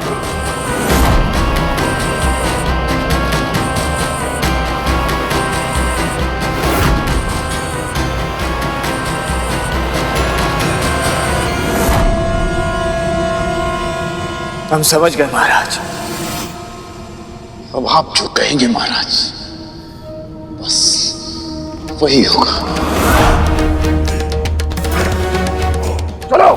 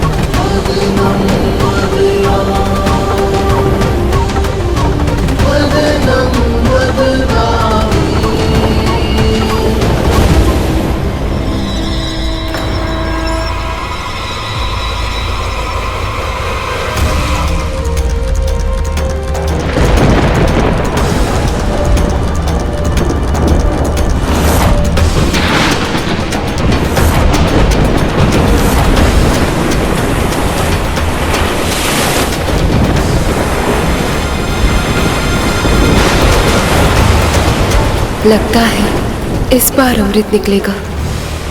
इस अमृत पर मेरे पुत्रों का ही हक है और उसे पाने से मेरे पुत्रों को विष्णु भी नहीं रोक पाएगा।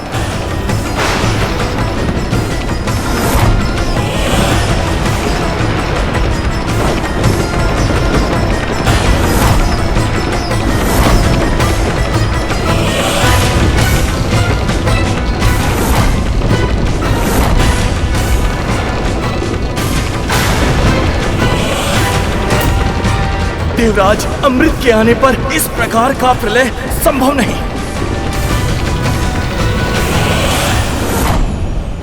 महाराज, इसका तेज असहनीय है। क्या हो सकता है?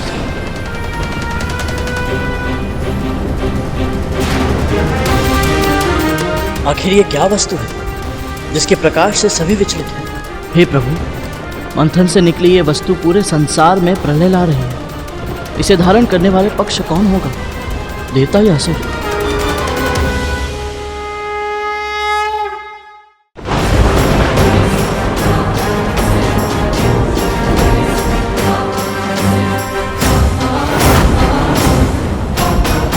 हे प्रभु, अब इस समस्या का निवारण कैसे करें? महाराज, इस नए संकट से कैसे बचे? कोई सुझाव?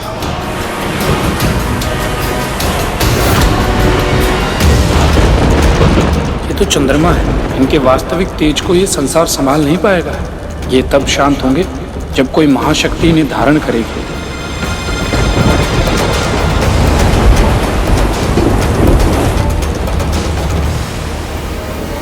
जब जब इस संसार पर विकट समस्या का निर्माण हुआ, तब तब एक वही जिन्होंने हमारी रक्षा की।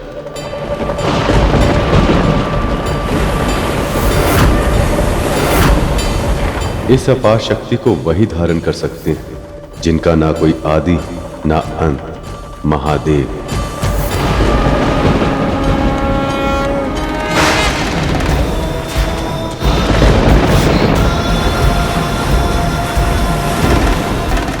महादेव आइए और हमारी प्रार्थना स्वीकार कर अपनी शोभा बढ़ाइए।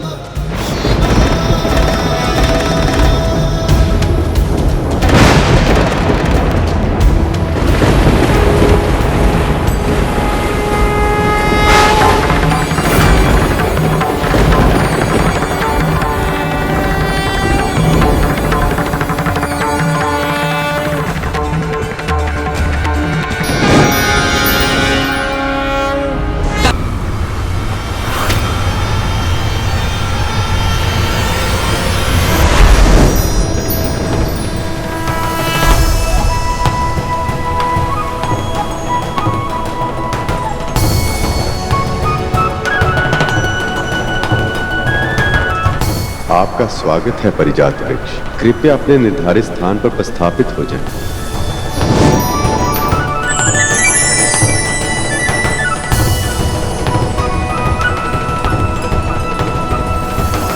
नो शक्ति!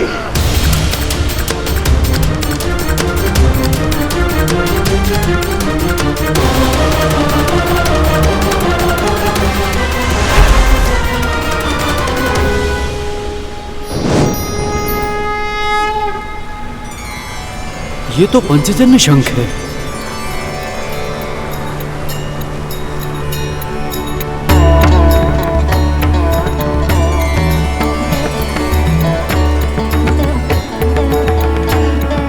यदि देव और असुर उचित समझे तो मैं ये शंख प्रभु विष्णु को दोनों पक्षों की ओर से भेंट देना चाहता हूं।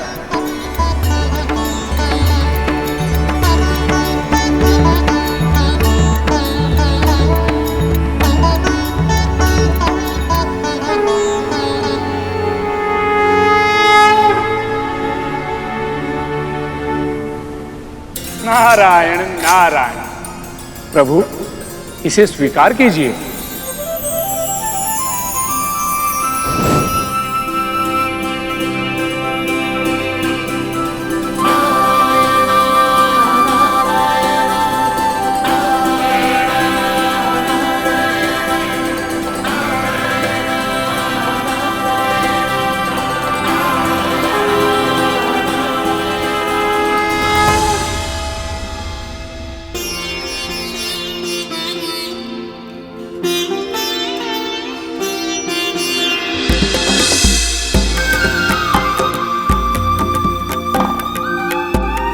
लक्ष्मी माँ की मूर्ति कितनी सुंदर दिख रही है।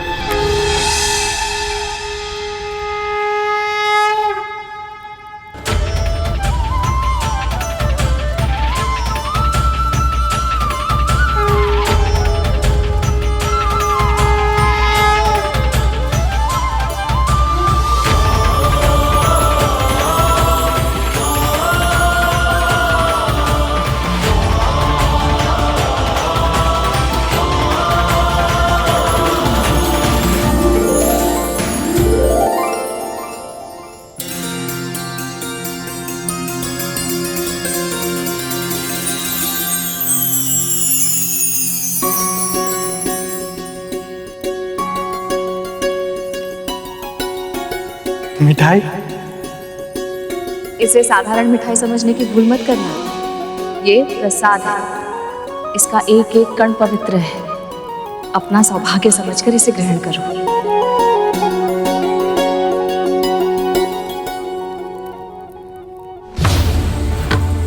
असुरो, बस कुछ क्षण और, अब शीघ्र ही अमृत निकलेगा।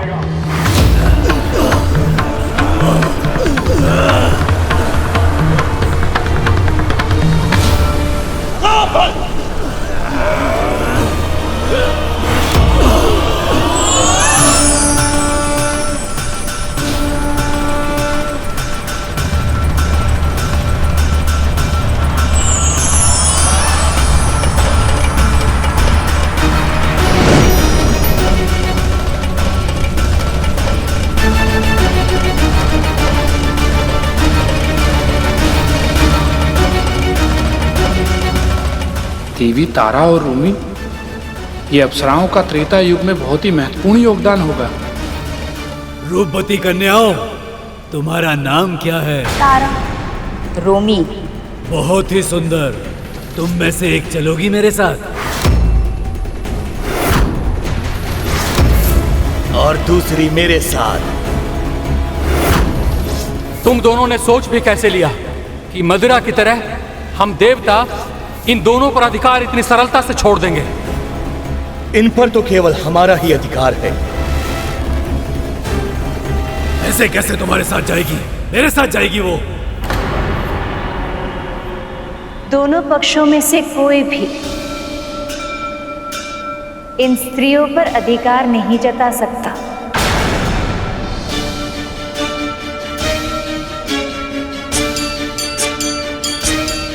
आप दोनों को अपनी इच्छा अनुसार अपना पक्ष चुनने का अधिकार है, और जब तक आप ऐसा नहीं करते आप दोनों स्वर्ग में रहेंगे।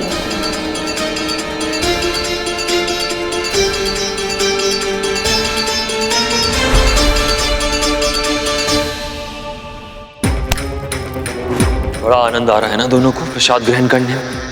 आने दो कर, ऐसा दंड दूंगा, ऐसा दंड दूंगा कि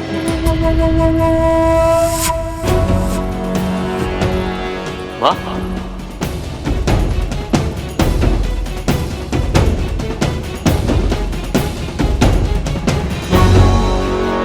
माँ आपका मुख तो एकदम साफ हो गया, सारे धब्बे चले गए। ये चमत्कार कैसे हुआ माँ? विवाह कैसा था? बड़ा आनंद आया होगा ना? माँ बताइए ना, आप चुप क्यों हैं? विवाह तो समाप्त हो गया, किंतु मंथन अभी भी चल रहा है।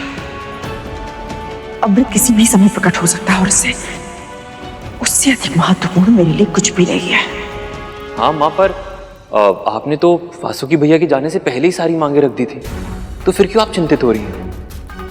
क्योंकि मुझे किसी पर विश्वास नहीं है, ना तो देवताओं पे, ना ही असुरों पे। किंतु नारायण पे तो विश्वास है ना माँ?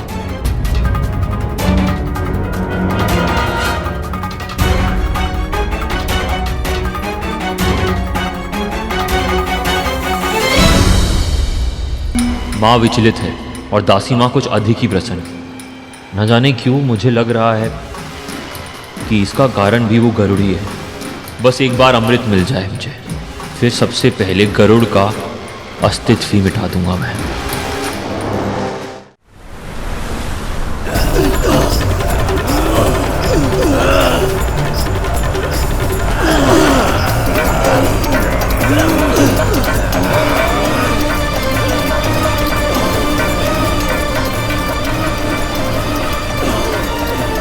बहुत समय हो गया, अब तो अमृत ही मिलना चाहिए।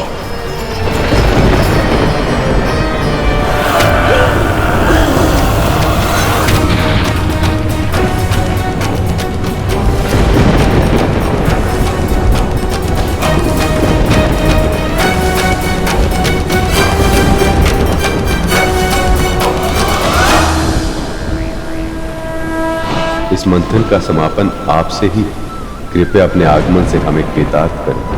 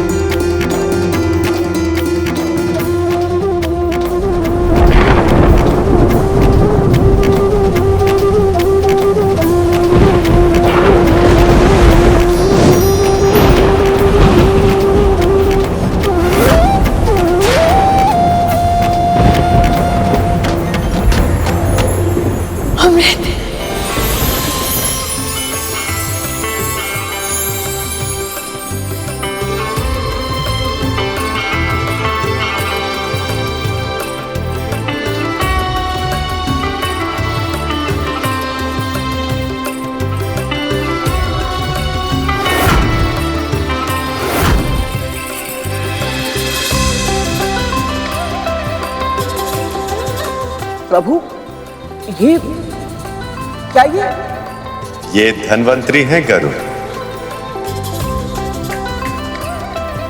आरोग्य के देवता और औषधियों के ज्ञाता।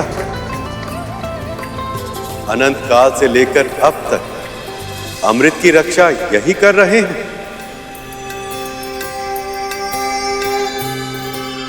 इसका अर्थ यह है प्रभु कि इस कलश में अमृत है।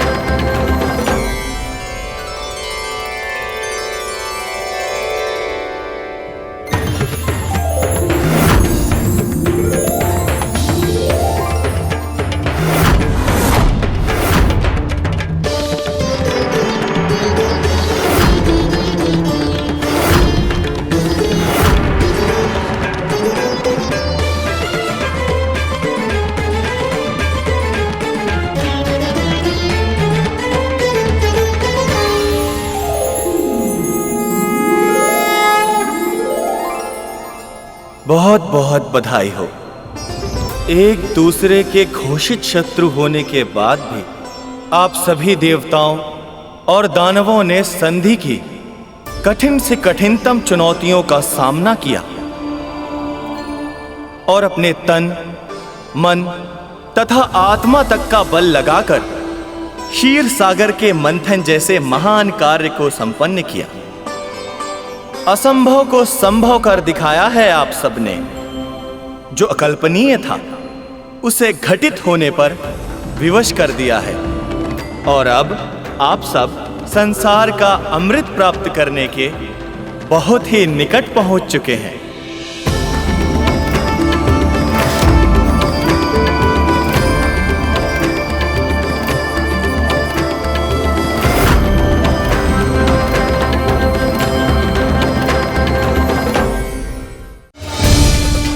यही है संसार की सबसे दुर्लभ वस्तु, जो प्रकृति के अटल नियम मृत्यु को भी सदा सदा के लिए टाल देती है।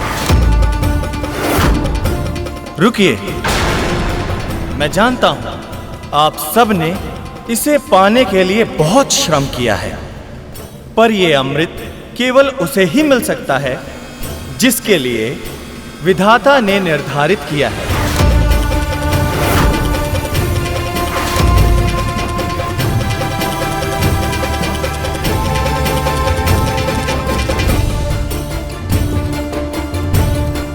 तो अब हम अवश्य ही परम पिता परमात्मा के निर्णय की प्रतीक्षा करेंगे देव।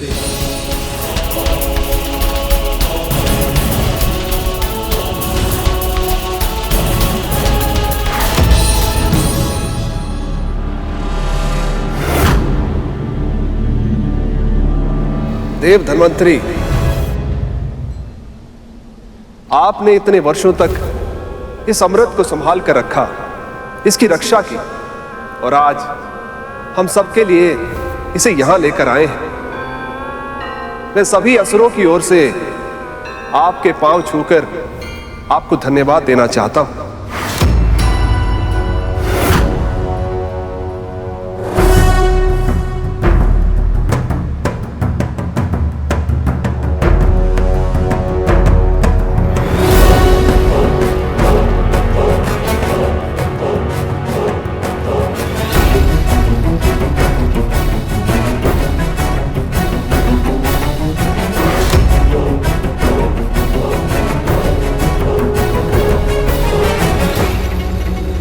यदि असुर इस नियम को तोड़ने का प्रयत्न करते हैं तो इसका दंड उन्हें भोगना होगा।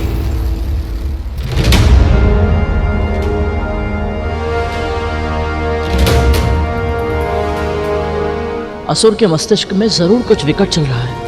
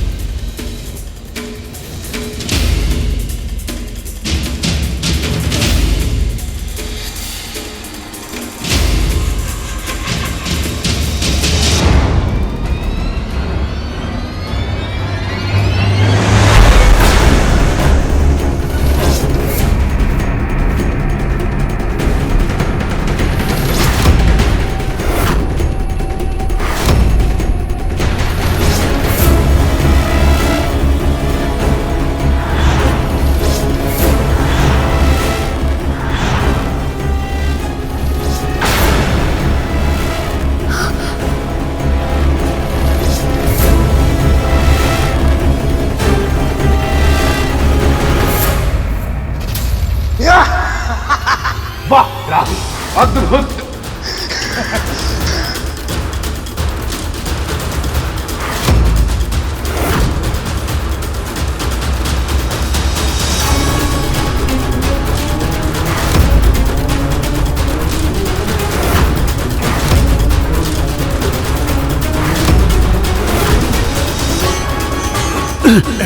अमृत।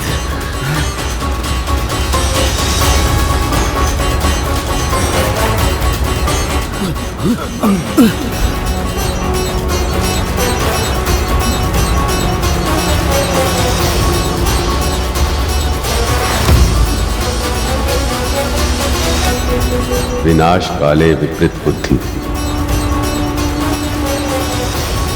मंथन की संधि तोड़कर असुरों ने आत्म विनाश का आरंभ किया।